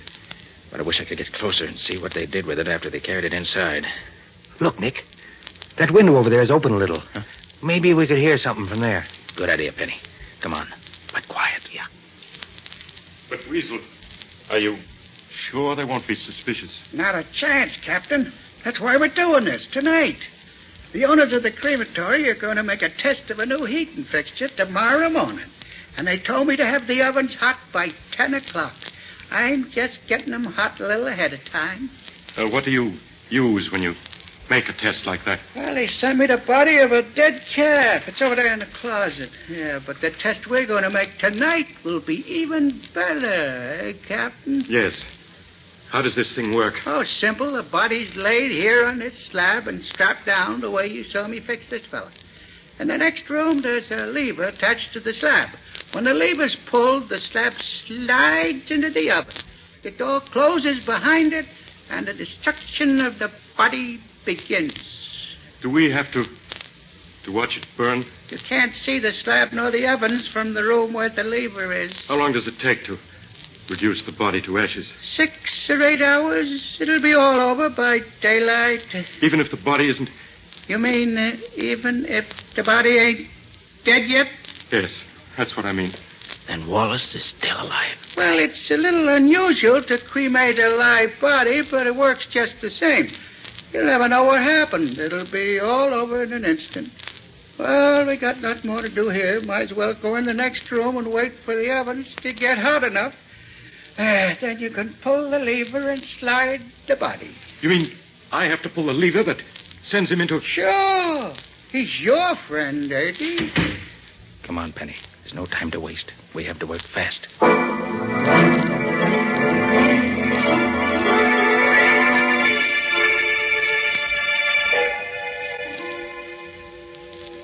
Mr. Burnett to see you, Nick. Oh, yes. Come in, Mr. Burnett.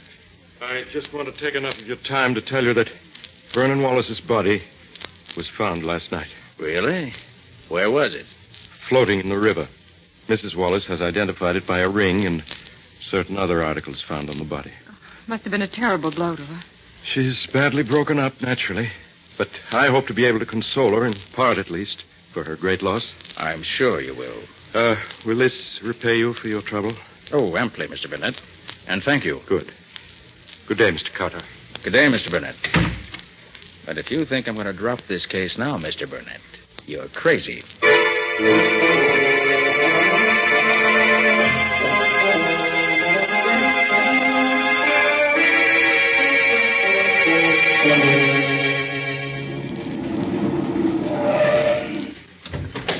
Nick, here I am. Over here. I got here as soon as I could after I got your call, Penny. Brought my new helper, too, as you see. Yeah, so I see. Hi there, helper. Hello, Penny. I hope I'm going to be able to help you and Nick. You'll do all right on this case. Now, what's the dope, Penny? Well, a couple of hours ago, a taxi pulls up in front of Mrs. Wallace's house. Mm-hmm. The driver goes into the house. About 15 minutes later, he comes out again with Mrs. Wallace and her maid. They get in the cab, drive away. With you after him, of course. That's right. Well, they drive around and finally end up way out here. There must have been a couple of guys in the cab when the women got in. Because when they got out there, they were both gagged and their hands were tied behind them. Well, they took them in the old house. I found a phone to call you. Did they hurt them? Well, not so far as I could tell. Gee, I wish I could see what they're doing now. I hope they're all right. Oh, Millie, this is terrible.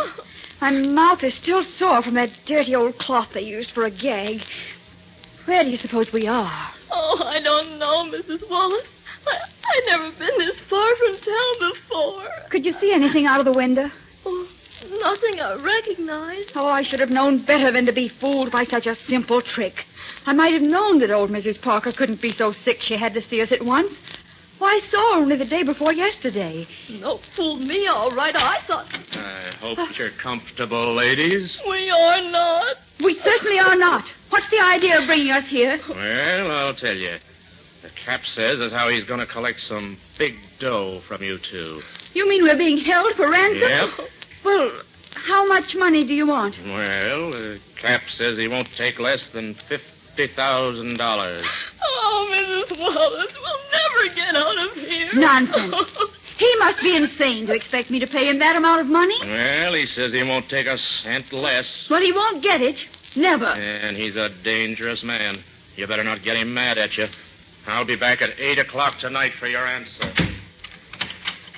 Oh, he'll kill us. I know he will. Be quiet, Millie. He won't kill us as long as he thinks there's any chance of getting the money out of us. But what if we get... A man at the window. It's Mr. Burnett. Oh, Arthur. Arthur, I hoped you'd come. Are you safe, Louise? Have they hurt you? No, Arthur. We're both safe.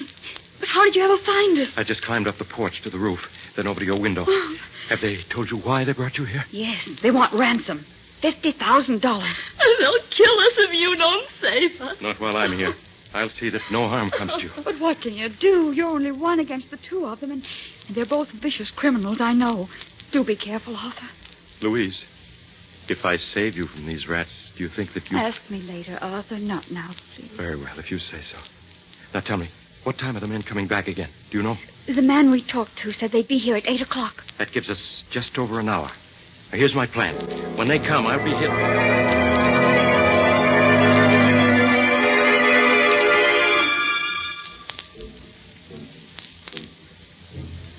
Now, you each know what you're supposed to do, don't you? Sure, Nicky, sure. You know, this ought to be fun. I haven't played cops and robbers since I was a kid. Same here. This should be good. Well, I hope you two aren't disappointed. But you can't tell about these things. So watch your step, both of you.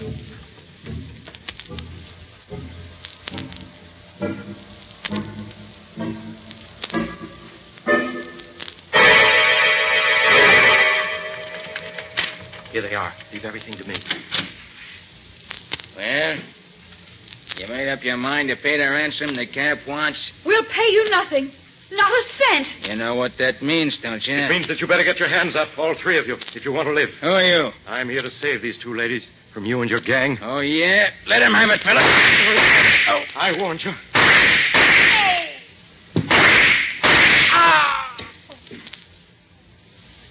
Arthur, you've killed them all. It's their own fault. I warned them. Oh, you were wonderful, Arthur. Arthur, are you hurt? No, Louise, dear. Fortune was with me. I'm not even scratched. Oh, Mr. Burnett, I never in my whole life saw anyone so brave as you. Any man would be brave when defending the woman he loves. Please, Arthur, you promised. I'm sorry. I'll take you home now. Just let me drag these bodies out of the way, and I'll... Not yet, you won't. You can't. What's the matter with you men? What's the idea? Shut up, you. Arthur, are you hurt? Mrs. Wallace, the time has come to explain a great many things. First, let me remove this beard. There. You recognize me now, don't you? Mr. Carter. Nick Carter. But, Mr. Carter, what are you doing to Arthur? Mr. Burnett. I'll answer that later. First, I want you to meet my assistant, Penny Eagles. Your assistant? Sure. How are you?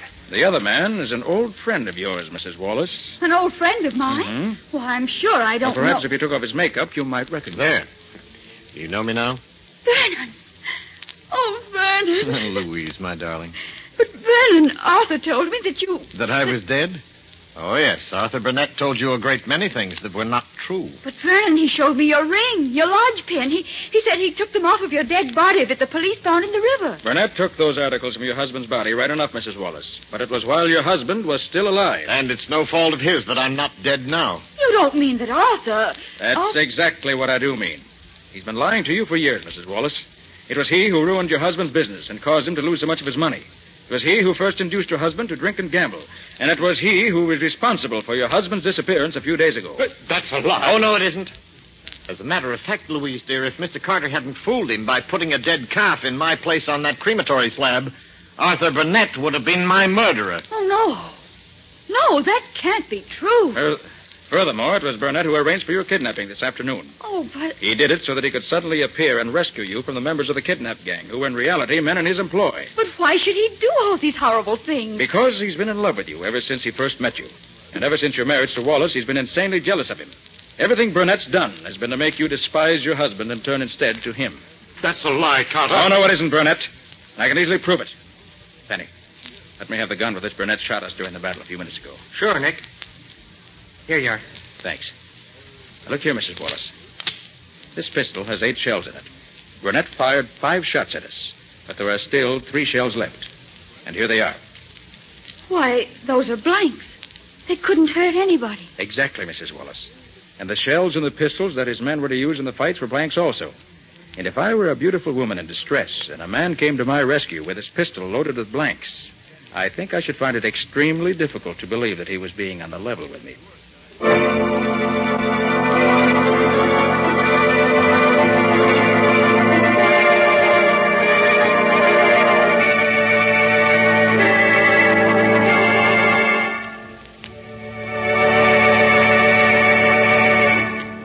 That was another strange experience of Nick Carter, Master Detective, called The Body on the Slab, or Nick Carter and the Mystery of the Missing Husband, another of the curious adventures of Nick Carter, which are brought to you regularly at the same time by WOR Mutual.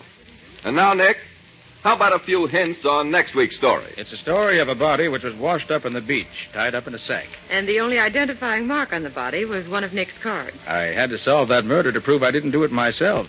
And I found that the real culprit was the killer who used a clue that pointed directly to him to prove that he couldn't have done it. And the killer tried to drown both Nick and myself when the chase got too warm for comfort. But as you can easily see, he didn't succeed. So long until next week. So long, folks.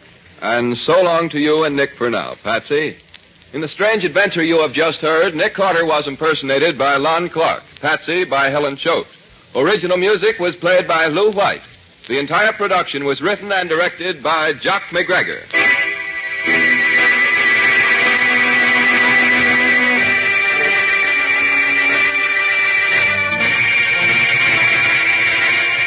Next week at the same time, listen to another curious adventure of Nick Carter entitled The Drug Ring Murdered. For Nick Carter and the Mystery of the Left-Handed Killer.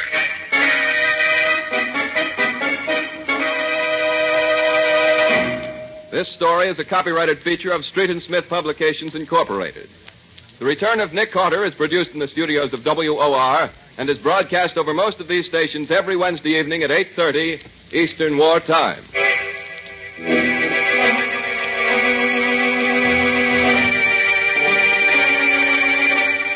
This is Mutual.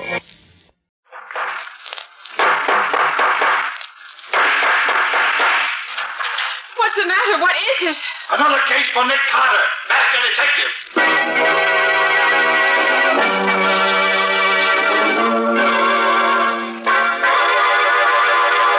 Yes, it's another case for that most famous of all manhunters, the detective whose ability at solving crime is unequaled in the history of detective fiction. Nick Carter, Master Detective. Tonight's curious adventure... An angle on murder. For Nick Carter and the Mystery of the Mutilated Foot.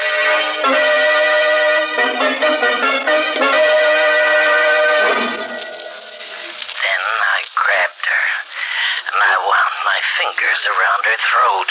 And I squeezed her windpipe tight. Tighter and tighter.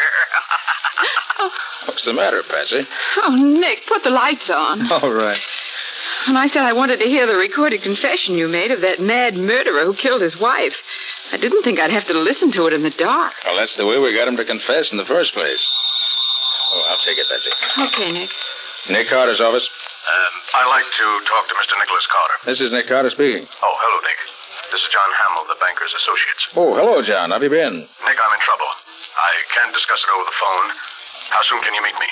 Where? On West Street, around the corner from the Greystone building where my offices are. Please get there as fast as you can. All right, John. I'll be there in 10 minutes. Thank you.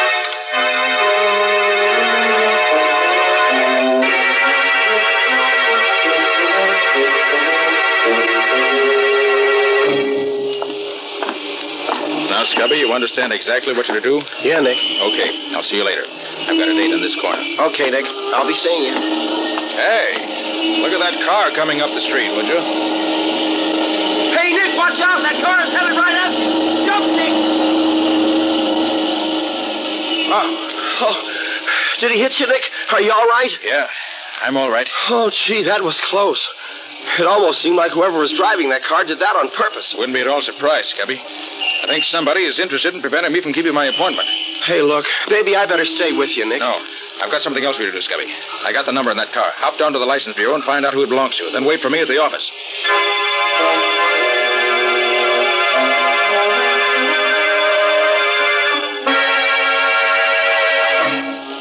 Oh, Nick.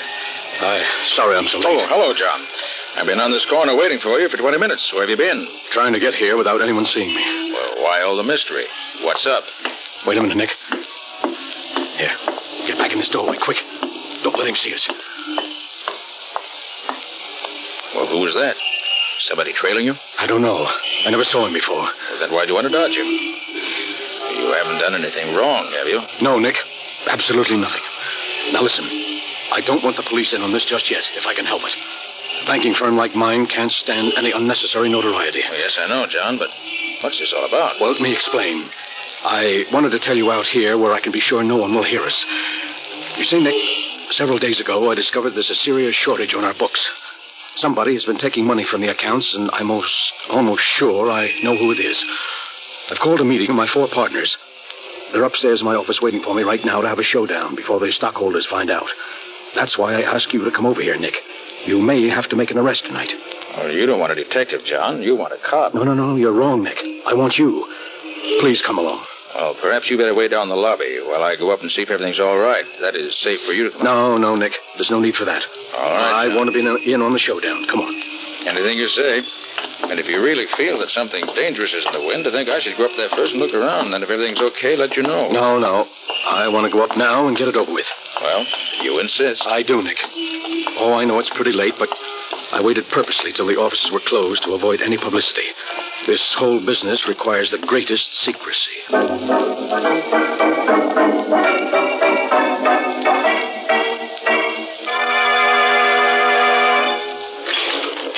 24th floor. Oh, this is our floor, Nick.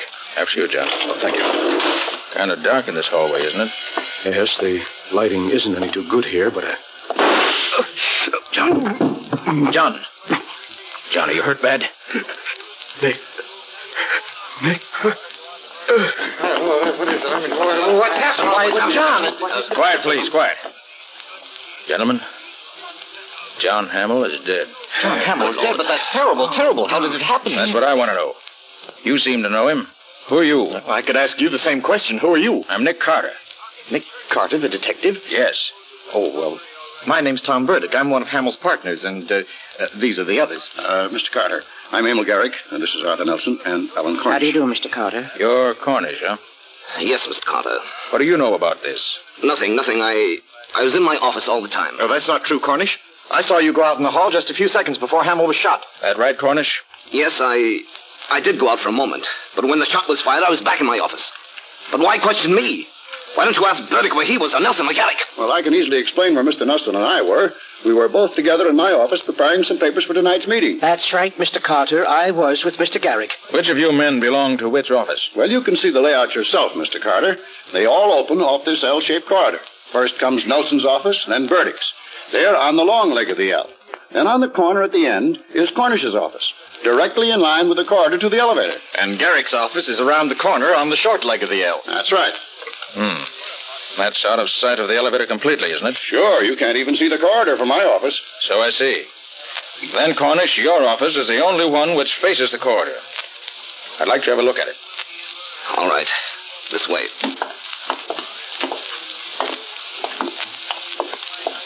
This is my office, Mr. Carter. Peculiar order here. Let's see. Well, what have we here in this umbrella stand? A gun. What? And it's been fired very recently. I should say, gentlemen, this was the murder weapon. That's Mr. Cornish's umbrella stand. What do you know about this, Cornish? I don't know anything about it. Well, that gun belongs to Mr. Cornish. That's right, Mr. Carter. I've seen it in his desk many times. I recognize that fancy handle. Say, what are you fellows trying to do? Well, sure it's my gun, but I haven't seen it for 3 days. Someone stole it on my desk, Mr. Carter. Why didn't you report it to the police? Because I didn't carry a permit for it. I was afraid of getting in trouble. Cornish, I regret that appearances are against you. I'm afraid I'll have to turn you over to the police. You won't turn me over to the police? Well, what happened to the light? Cornish, turn him out. Turn those lights on, somebody. Be honest, Carter. There he goes, Carter. It's Cornish. He's escaping down the hall. Stop, Cornish. Stop, or else...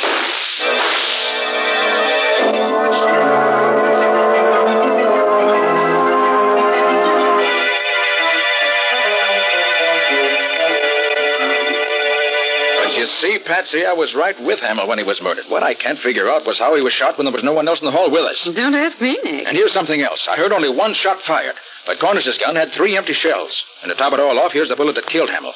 The coroner gave it to me. Notice how it's all banged up? Yes, how did that happen? I wish I knew. Patsy, if I knew the answer to that, I think I know the answer to this whole case. Until we find Cornish, I'll get it. Hello, Carter? Yes, this is Nick Carter. Oh, this is Alan Cornish. I suppose I'm a fool for calling you up, Carter, but I need help. I'm desperate and I can't go to the police. You've got to help me prove I didn't kill Hamill. Why'd you run away, Cornish? Because I was scared. Lucky for me, you didn't hit me. Don't worry, Cornish. If I'd really wanted to hit you, I would have. Where are you now? I'll tell you, but you've got to promise to come alone. If you don't... The only thing I'll promise you is that I won't do anything till after I've talked to you. Now, what's the address? 1813 Oak Street. Come right over. I'll be waiting for you. Okay, sit tight. I'll be there. You mean we'll be there? I'm sick of sitting around here. I'm going with you.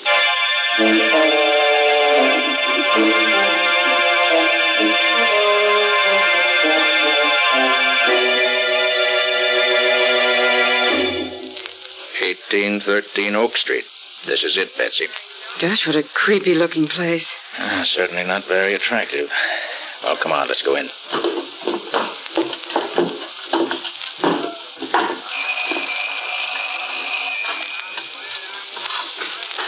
Maybe he's not here. Said he'd be here. Wonder if...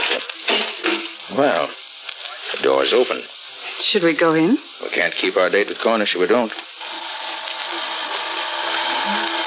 Gosh, it's dark in here. Nick, do you suppose it could be a trap?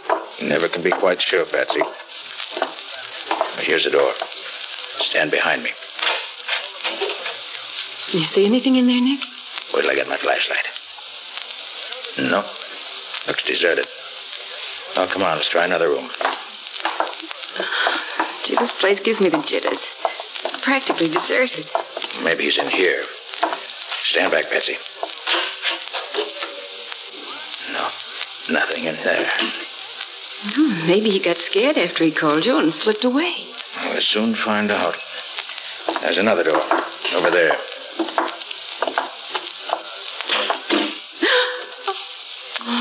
Look, Nick. Is that... Yes. He's hanged himself.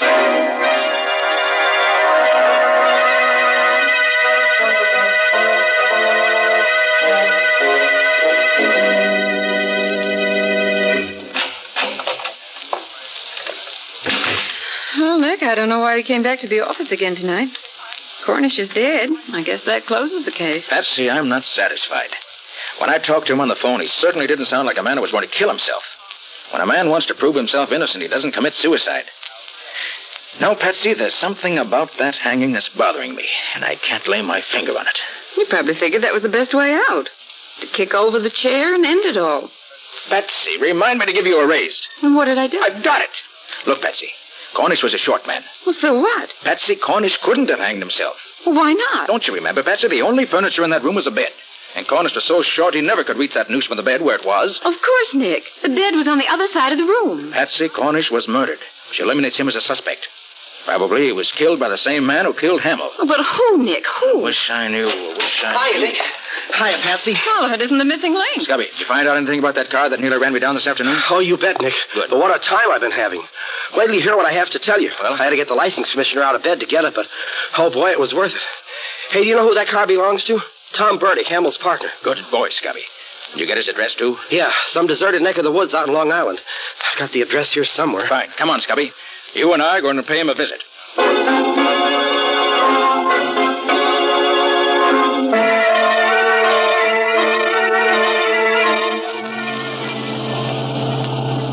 know, Scubby, the more I think of it, the more it looks as if Tom Burdick might be mixed up in this some way. Oh, I hope so, Nick. Otherwise, we're using up a lot of gas in this jalopy of mine for nothing. Hey, have you noticed anything funny, Nick? You mean that car that's been trailing us for the last few minutes? That's it. What do you make of it, Nick? I don't know, Scubby. And I think we'll be finding out quickly enough. They're overtaking us. Better step on it. Okay, Nick. Here we go. How are we doing? Not so good, Scubby. They're still gaining on us. Can you give her any more gas? I'll try. There. They still coming up? Yes, Scubby. And fast. Dutch, Scubby, they're shooting at us. You're telling me? Watch it. Here they come. Well, I've done all I can, Nick. This old bus won't go any faster. Well, let's try no stick, Scubby. When they get close to us, slam on your brakes and pull over to the side of the road. Yeah? They won't be expecting that. It may throw them completely off balance and spoil their aim. Okay, Nick. You say when. Now, pull over. Okay.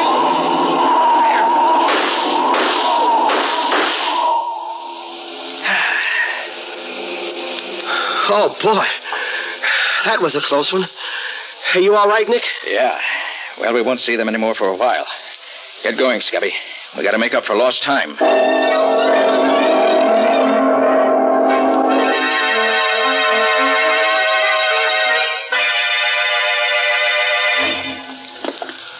Well, Nick, I've got to hand it to you.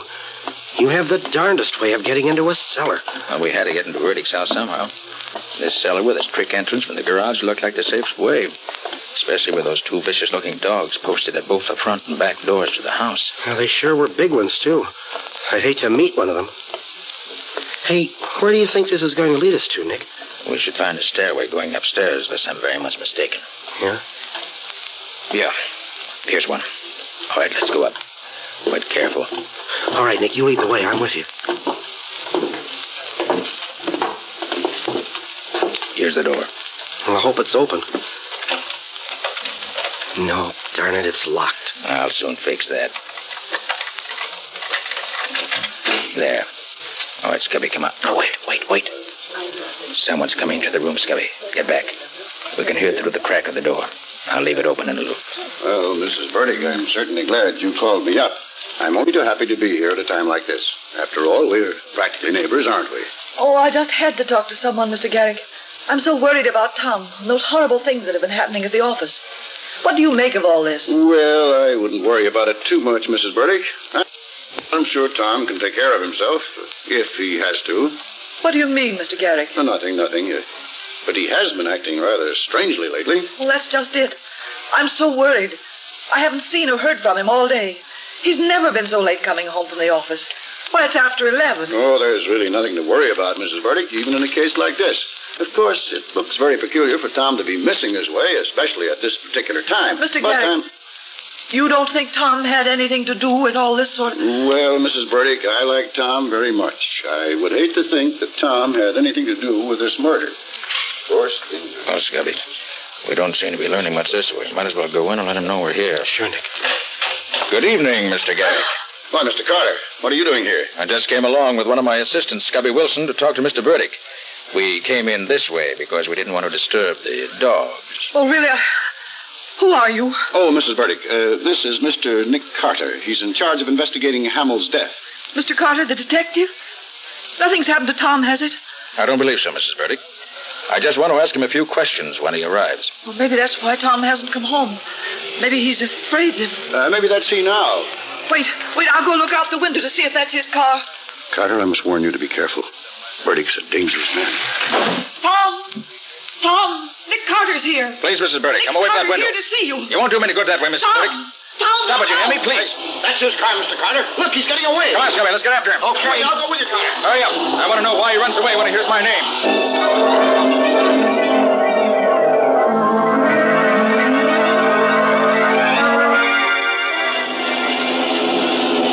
This car of yours stays on the road, Carter. Don't worry about it, Mr. Garrick. Carter, I didn't want to say too much in front of Mrs. Burdick, but we've all been afraid of Burdick. All right.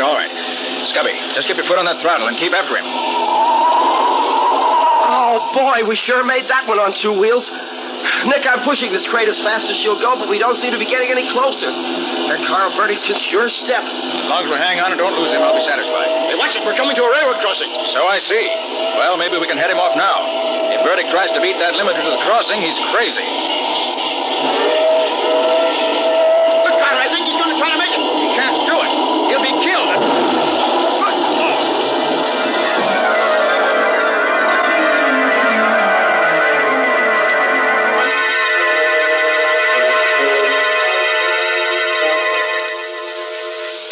Oh, Nick, that nurse that just came out of the operating room is signaling you. Oh, yes. She wants me to go into Burdick. You wait for me here, Scubby. Okay, Nick.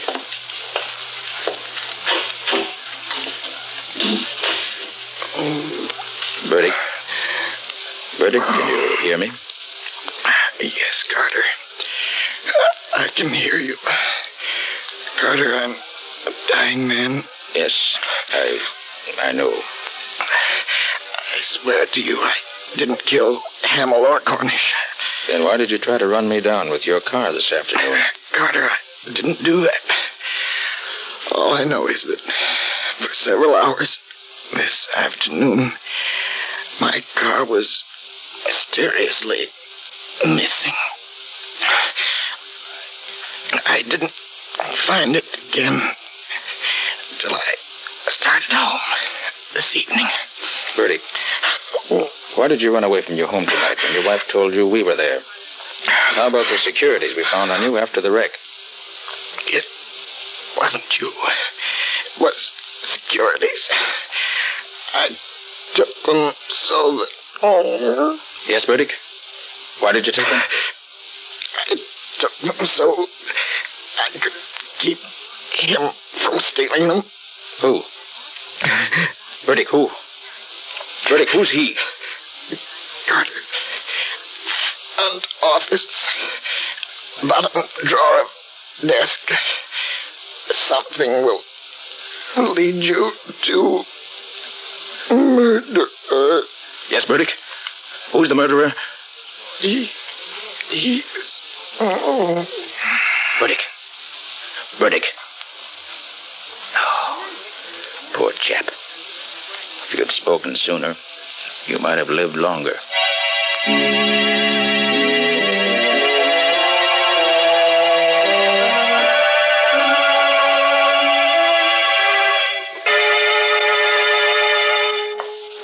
Nick! Oh, Nick, I got here as quick as I could. Have you found anything yet? I think so.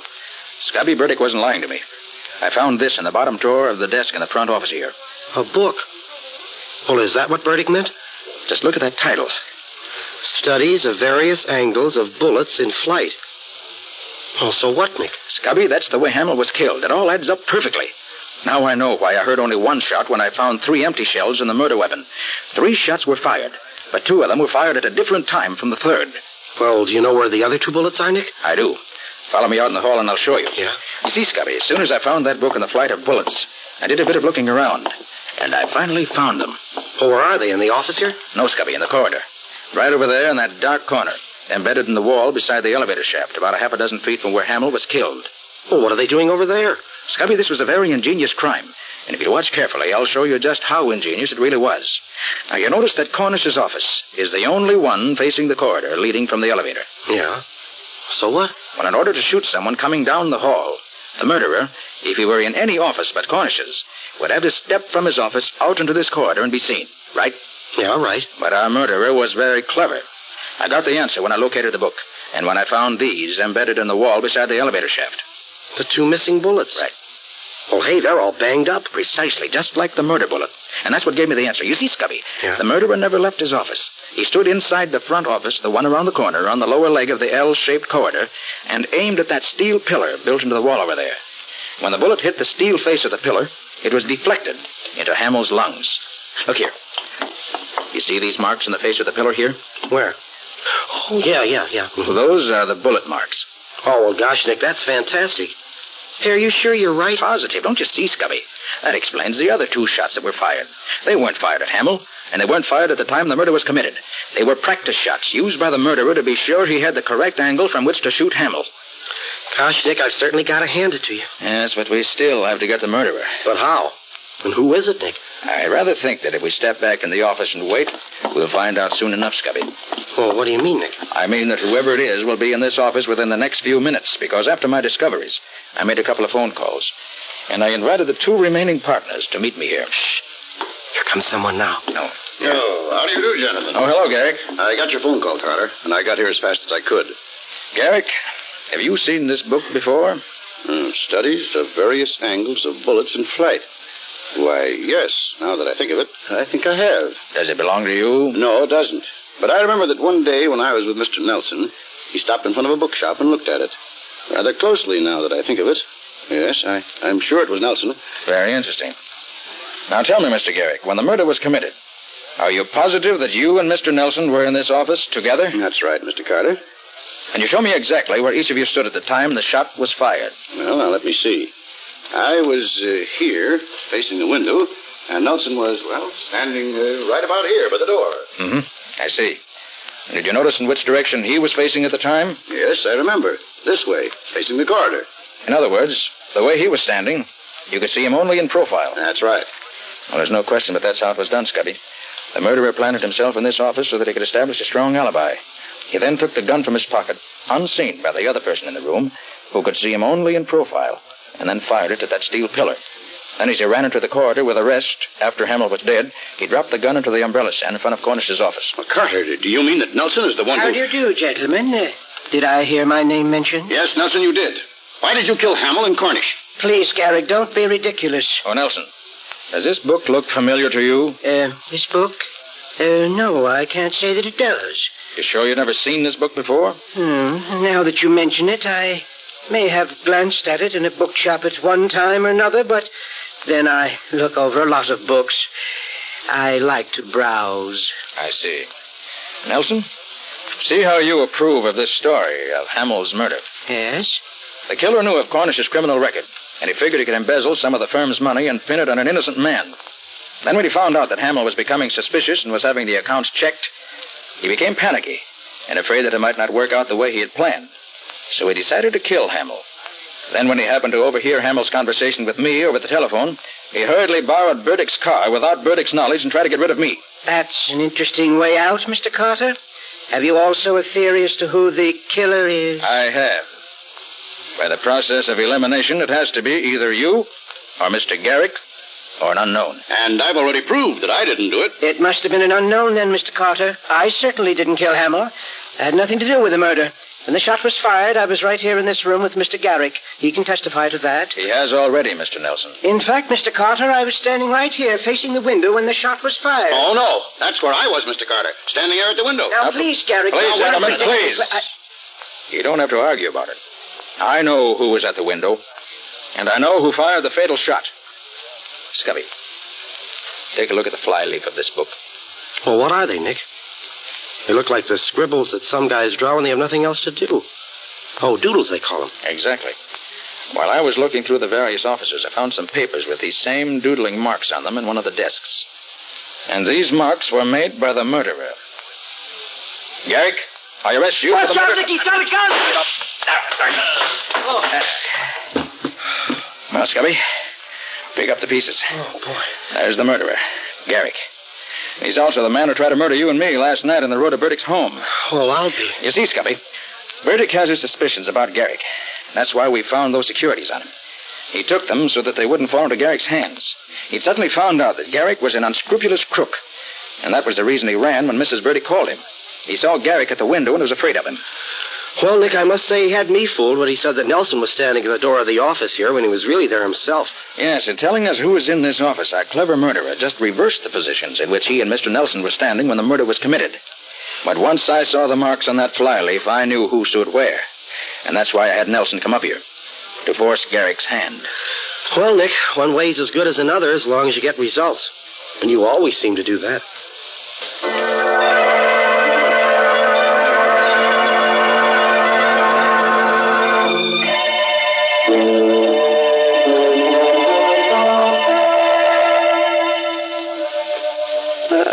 So you finally decided to come back, did you? Yes, Patsy, it's all over. Well, I think you can go home now. Why, Mr. Carter, are you sure you can spare me? Why not? You've been so busy on this case all night, Mr. Carter, you may not have noticed that it is now a new day. And a good secretary is always on the job the first thing in the morning. Shall I take a letter, Mr. Carter?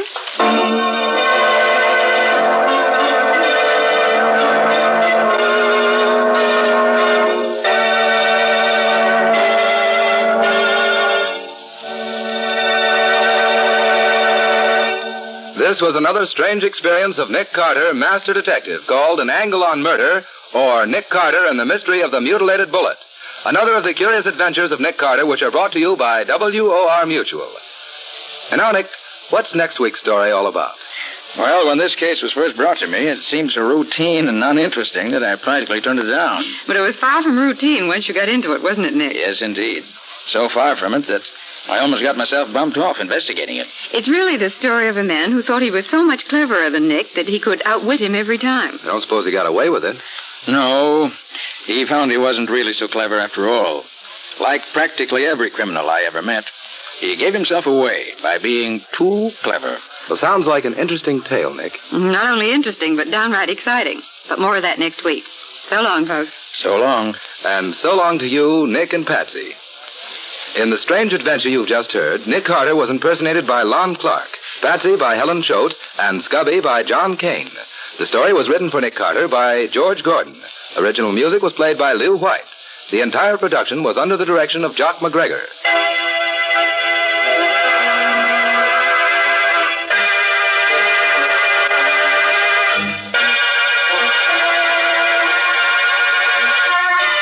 Next week, listen to another curious experience of Nick Carter entitled The Body on the Slab, or Nick Carter and the Mystery of the Missing Husband.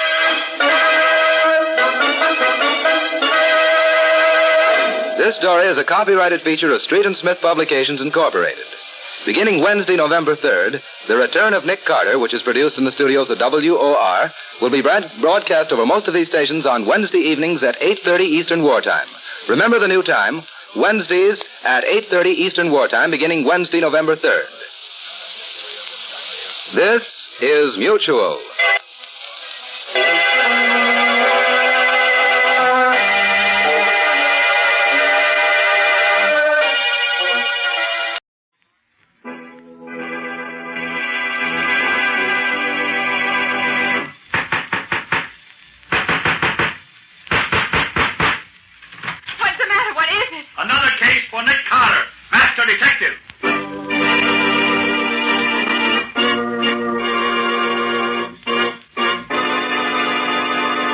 Yes, it's another case for that most famous of all manhunters, the detective whose ability at solving crime is unequaled in the history of detective fiction. Nick Carter, Master Detective. Tonight's curious adventure. A cat brings death. For Nick Carter and the mystery of the missing Persian.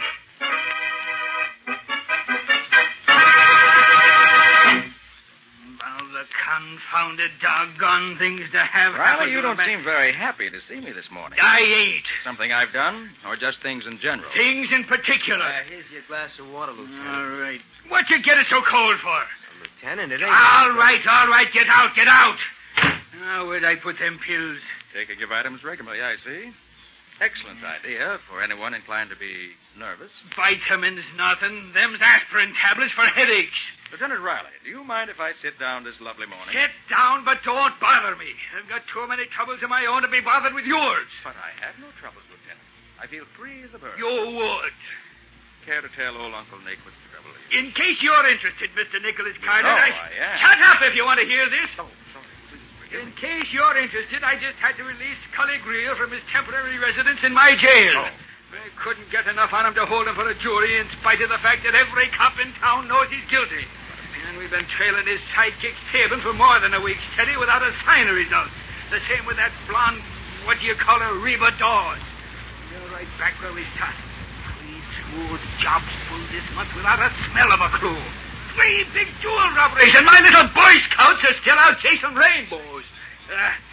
You know, Riley, I haven't been following this case very closely, but I have a hunch. Hunch? You can't hold a crook on a hunch. There's been enough high-class sparklers lifted around here in the last 30 days to stock a pawn shop. and we can't put a finger on nobody. Now, you got a hunch. You can't... I know, Riley, I know. You can't hold a crook on a hunch. You got to pin something on him and make it stick.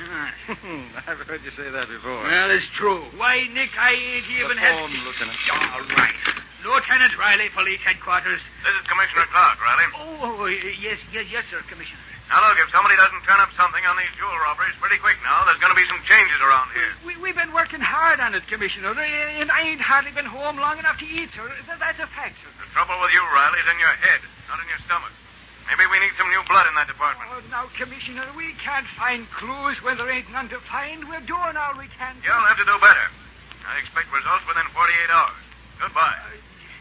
Goodbye, Commissioner.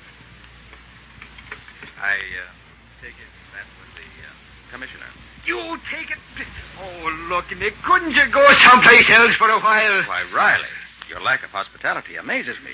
I only came down to... The buzzer, Lieutenant. All right. Well, what is it now? More trouble? There's a woman out here demanding to see you. And I mean demanding. I ain't receiving visitors today. You'd better be. It's Mrs. Dudley Banks herself. Mrs. Dudley Banks? You know, the commissioner's favorite aunt. I know who she is. What does she want? Some more contributions for the... She's been robbed, Lieutenant. Robbed? Oh, don't tell me we got another case to break. I can't stand much more of this.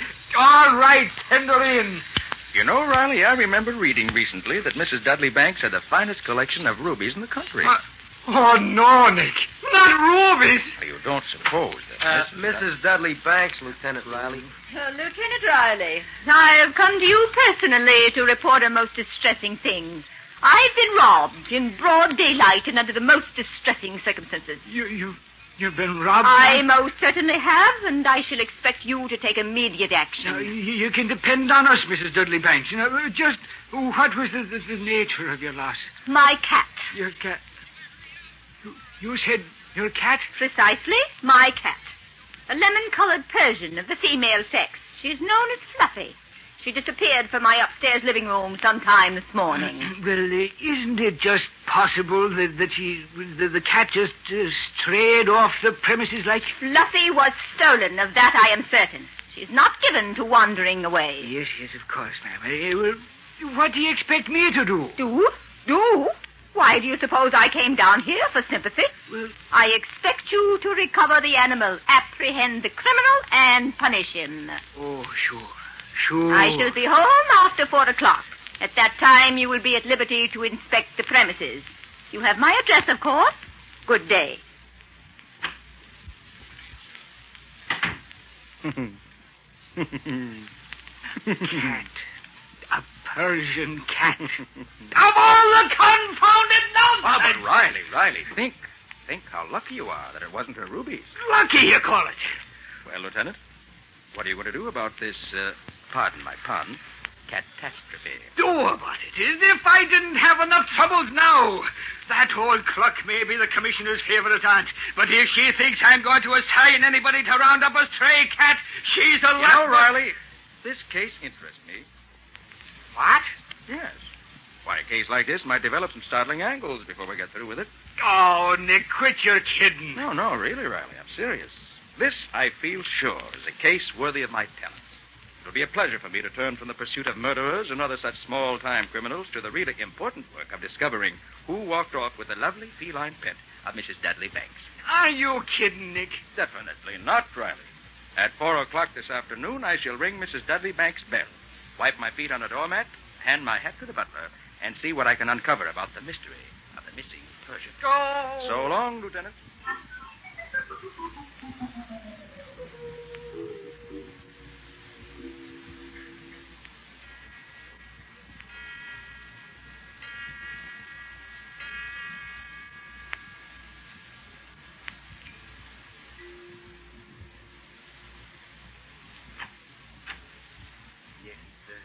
I'm from police headquarters. Lieutenant Riley sent me to investigate the loss of Mrs. Dudley Banks' cat. Oh, yes, sir. Mrs. Dudley Banks is expecting you. Come in, please. Thank you. This way, please. Mrs. Dudley Banks is in her sitting room. Thank you. A police person, madam. A police person? Yes, madam. About the cat, madam. Oh, yes, of course. Come in. That will be all, Carrington. My name is Carter, Mrs. Dudley-Banks. Lieutenant Riley sent me here to see if I can find your cat. To see if you can find her, you must find her. That's what I mean, madam. Now, will you please tell me what you know about her disappearance? There's very little to tell. I was obliged to be absent from the house this morning for about 2 hours. I left my poor Fluffy right here in her own little basket. It's that one there with the pink ribbons on it. Yes. Now, who was here in the house while you were gone? My butler and my maid were both here, but neither of them paid the slightest attention to poor Fluffy.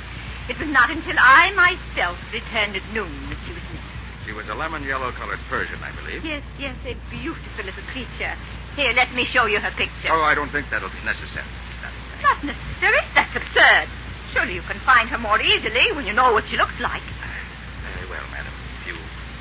Of course I insist. Here. Now, this one was taken about 2 months ago. It's not a very good picture because the stupid photographer sent his assistant instead of coming himself. I see. Well, a very pretty cat, isn't it? She? She is. That picture doesn't do her justice. Now, what happened when you discovered she was missing? I was broken-hearted. No, I mean, did you look for her? What a silly question. Of course we looked for her. We searched the whole house thoroughly, but Fluffy was gone. Has she ever run away before? I should say not. She has stolen. I see. Madam, this is a very baffling case. There are a number of angles. Are you sure nothing else is missing beside the cat? Nothing. We checked everything. And there were no visitors this morning while you were out? No one. No one except the young woman from the ladies' auxiliary, of course. Ah. What did you come here for? Every Wednesday afternoon, my friends and I meet here to roll bandages. This young woman comes the day before to bring us the materials. She's been coming here regularly? Every week. Do you know her name? I believe this young lady's name is Miss Conroy. She took over the job only last week. Oh. She hasn't been here before last week. No, another girl did it before that. But why are you asking all these questions about her? Surely you can't think she had anything to do with it. You never can be sure, madam. Sweet girl. A blonde with beautiful green eyes, just like my poor dear Fluffy. Yes. Thank you, Mrs. Dudley-Banks. I'll be getting back to headquarters now. You mean you solved the mystery of dear Fluffy's disappearance? Perhaps. Will you have your butler show me out, please? Yes, of course. Carrington. Yes, madam. Show Mr. Carter out. Yes, madam. This place, sir. Good day, Mrs. Dudley-Banks. Thank you, Carrington. Not at all, sir. Good place. Very interesting. This may produce results after all.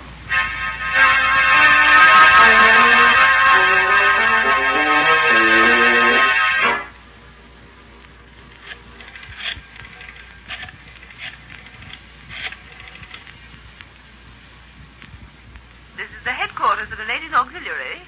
This is the office of Brown, White, and Brown, attorneys. Yes? Could you give us the address of a Miss Conroy who works with you? We have a legal communication for her. Miss Conroy? One moment, please. Stranger things have happened. Miss Conroy lives at 76 East Dover Place. Thank you. Not tall.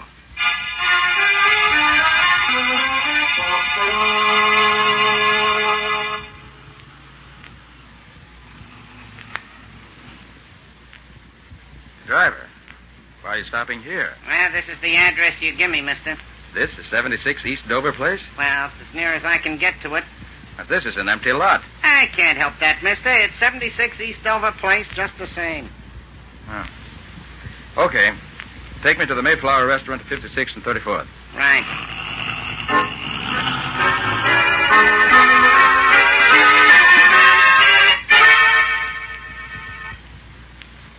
You're a little early for dinner tonight, Mr. Carter. Nobody gets in here before 6 generally. Now, never mind, Katie. Bring me a nice, thick slab of roast beef. Oh, you're just fooling, Mr. Carter. This is Meatless Tuesday. Oh, yes, so it is, Katie. I never seem to remember that. Well, what's on the menu? Here, you can look for yourself. If you had to buy meat for a family the way I do, you'd remember. It's a job getting things these days. Yeah, I suppose it is. Why, just this afternoon, before I come to work, I went to the butcher shop to get some liver. My husband calls it cat food, but he eats it just the same. Well, I got some, and a nice piece it was, too, but I had to fight for it. Fight for it? Yeah, blonde little chick tried to get it away from me. Last piece there was, but I got it. I slapped her face, too, I did. And she didn't want it for herself at all. Wanted it for a cat, imagine. For a cat? What kind of cat? What's the difference what kind of a cat it was? The idea of hard-working folks having to go without so some cat can eat the best there is. This blonde, she wouldn't be young and pretty, would he? Lives in the neighborhood, maybe? Oh, she's pretty to look at, but the language she used, it'll make your hair curl. Yeah, she lives around here. I've seen her going in and out of the Mecca apartments across the park. She's a movie actress, maybe. Mecca apartments, huh? Mm-hmm. Well, I wonder if she's home now. Here, don't you want any dinner? I thought you'd come in here to eat. Oh, sorry, Katie. I'll be back later. Right now, I have to follow a hunch and see a girl about a cat. So long.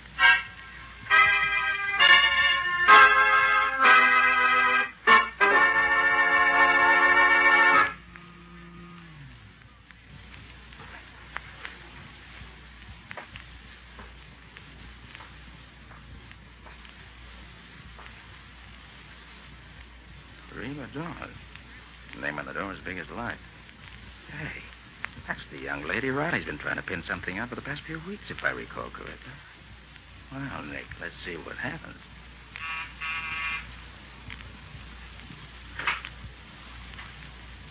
Well? Very well, thanks. Here, what's the idea of pushing into my apartment like that? Well, just dropped in to say hello. What do you want here? Katie was right. You are good looking. Listen, fella, if you don't clear out of here, I'll... Pretty cat you got there, too. Persian, isn't it? Never mind the cat. What's the game? Come on, talk up or get out. All right, here it is. You call yourself Conroy, get to be a worker for the ladies' auxiliary, get chummy with Mrs. Dudley Banks, and then walk off with her pet Persian under your raincoat. What's the answer? Oh, a dick, are you? Could be. I think Lieutenant Riley would like to have a chat with you down at headquarters. Lieutenant Riley had me down at headquarters and had to let me go. He's got nothing on me. Then you won't have to worry, will you? We'll go down and confer with him anyway. We'll take Fluffy along with us. You let that cat alone. I'm not leaving here for you or anyone else. No? Mrs. Dudley Banks didn't like the idea of you taking her. You better answer that. She's somebody I'd like to see, and be yourself. I don't want to have to get rough. Watch yourself.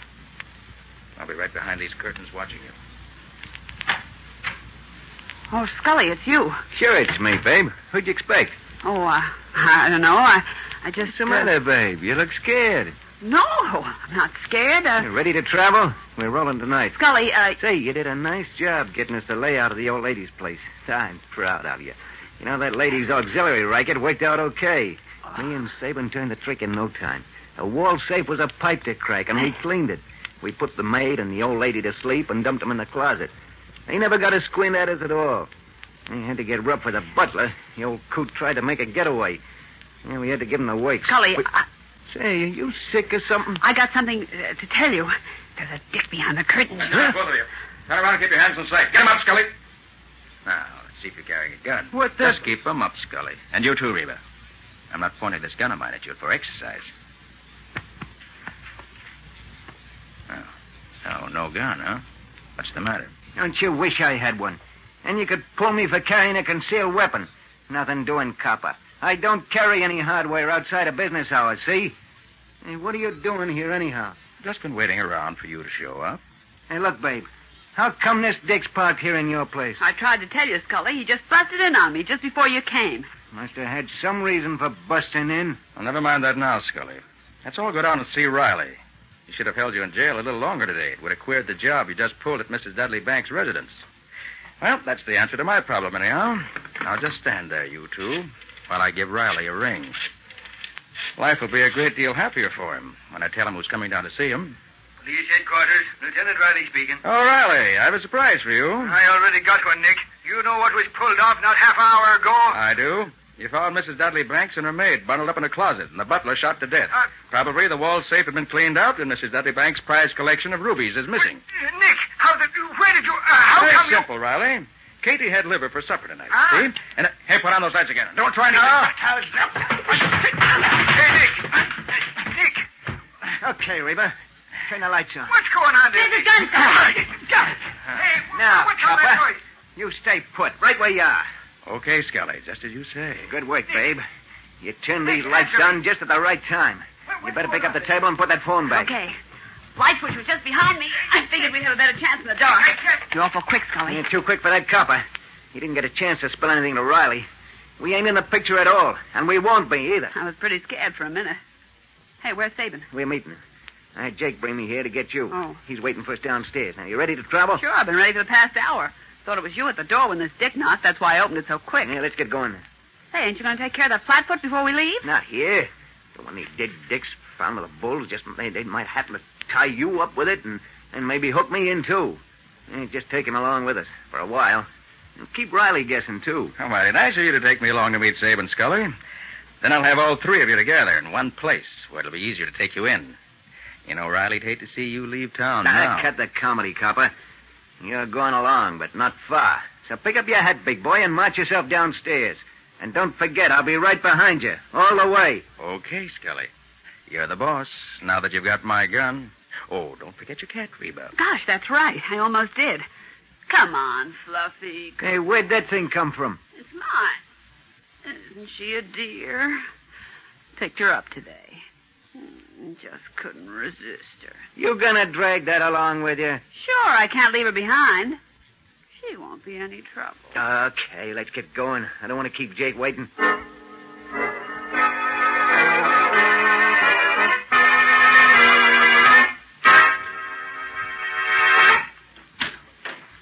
Anybody bother you while you was waiting, Jake? Nah. Say, who's that with you, Scully? Yeah, one of Riley's bloodhounds. Use that up in front with Jake, Reba. Okay. Right. Dick. Hey, what's happened, Scully? Yeah, what's he he doing right, here? Jake. Get going. Yeah, we're behind schedule now on account of this guy. Okay, but I don't like it. Got to get rid of him. We will, when the time comes.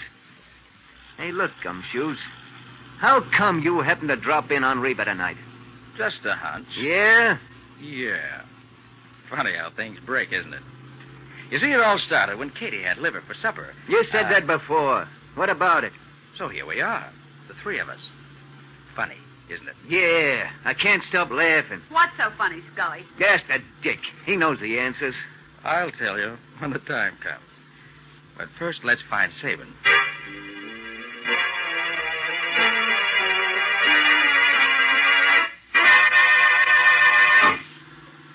Yeah, this is the place, Scully.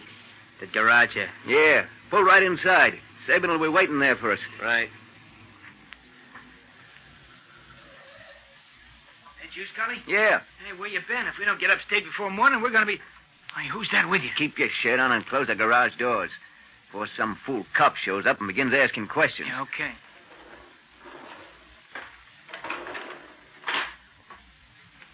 Come over here, Sabin. Yeah?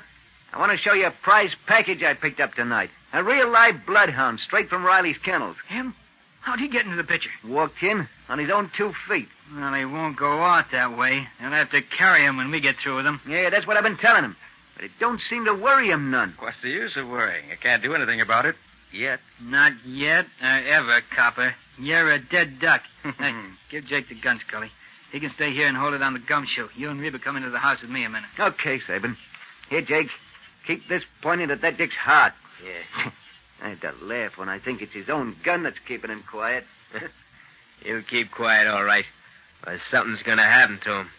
Hey, how long are you going to be gone? Just a couple of minutes. We'll be right back. Everything's all set to go as soon as we finish what we got to do. Okay, but don't forget we got a long way to go yet tonight. We ain't forgot. You just keep your eye on the copper till we get back. It's a pleasure. Hey, can I knock him off? Not yet. Wait till we get a ways out of town. Then you can finish him any way you like. You hear that, Copper? You and me is going to have fun. I don't like cops, and I'm going to take it all out on you. I'm sure that'll be great fun. Yeah? You won't think so. Hey, Dick, don't start moving. Stay where you're on that back seat now. One more move and I'll plug you. Scully said not to shoot, Jake. There might be cops around. You come any closer, I'll let you have it, cops or no cops. Remember, Jake, cops. I warn you. There. Now, you must have a gun of your own somewhere on you. Yeah, there it is. Now, my friend, to feel a little better, I'll just put this piece of wire around your wrists. And around your ankles. There. And slip this rag in your mouth. Tie it back here. There. Now, don't think you'll bother me any. And I'm going to have my hands full in a few minutes. I'm going to take you and your 3 pals back to Riley. Now, I'll just go over here and stand behind this door. And when they come back, I'll be a one-man welcoming party. Okay. Come on, you lugs. I'm waiting. Well, Mr. Copper, you're about to take your last ride. I hope you... Sabin, look. What is it? Jake's out cold. It's broken loose. Look out. Up with your hands, all of you. Hey, where'd Drop you those get bags and get your hands in the air. Maybe fast, Sabin, but not that fast. Hey, don't shoot, don't shoot. You know I ain't got no gun. Just have another look to make sure. Now, you're clean. I'll just take Sabin's gun. I'll make sure he doesn't have another one on him anyway. He's clean, too. I'll keep those hands where I can see them, Reba. Just want to get a handkerchief out of my handbag. All right, but no tricks. Can't a girl use her own handkerchief when she has to blow? Sorry to have to sock you in the jaw, lady. Suppose I might have known you'd have a gun in your handbag. All right, you two. Pick her up and put her in the back of the car, and then get in yourself. Scully, you drive. Sabin, you sit in back with Reba and me. Just push Jake over, Scully. He won't bother you. All right, get going. Okay. Then we'll all drive down and surprise Lieutenant Riley. Won't that be fun?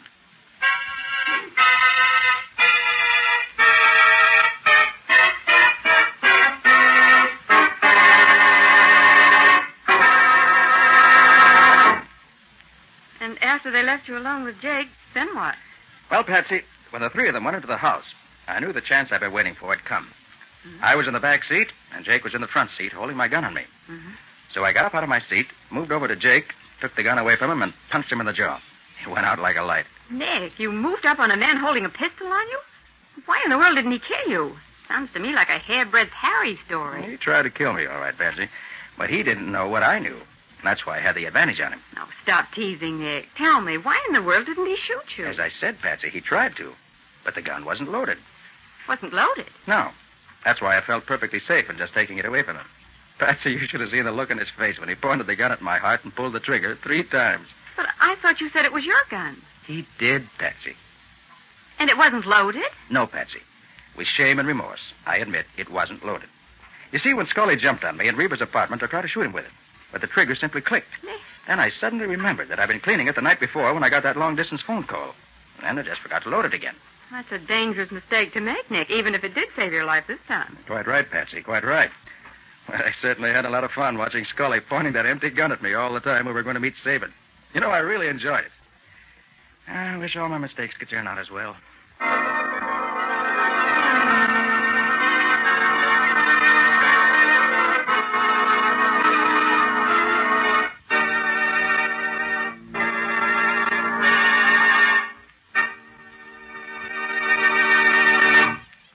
This has been another of the strange adventures of Nick Carter, Master Detective, which are brought to you regularly by WOR Mutual.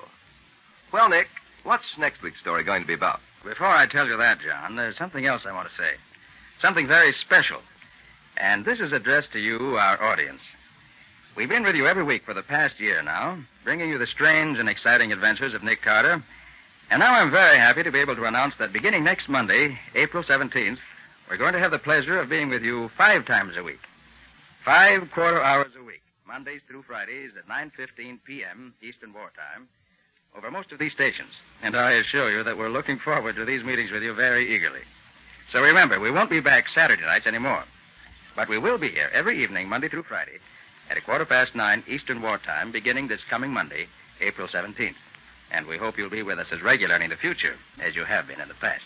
Gee, Nick, that's swell, isn't it? 5 times a week. And do we have a lot of exciting stories to tell? Oh, you bet we do, Patsy. A lot of really exciting cases. And I think we'll start next Monday with a story which I call Kidnapped for Sale. Or the mystery of the missing babies. Have you heard of the latest racket? Stealing young babies from their parents, not for ransom, but to sell them to people who want the baby for their own?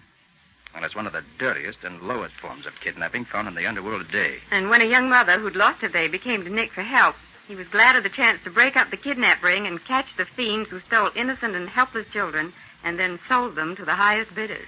So if you want to be in on the beginning of one of the most exciting chases I've ever had, listen next Monday evening at 9:15 Eastern Wartime to the story Kidnapped for Sale. So long, everybody. So long. And so long to both of you, Nick and Patsy. In the strange adventure you have just heard, Nick Carter was impersonated by Lon Clark, Patsy by Helen Choate, Lieutenant Riley by Humphrey Davis. Original music was played by Lou White. The entire production was written and directed by Jock McGregor.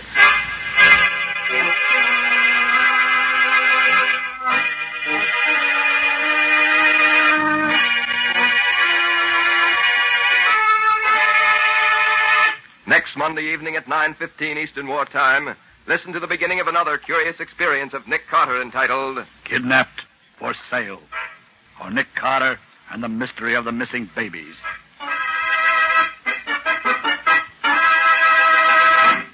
This story is a copyrighted feature of Street & Smith Publications, Incorporated.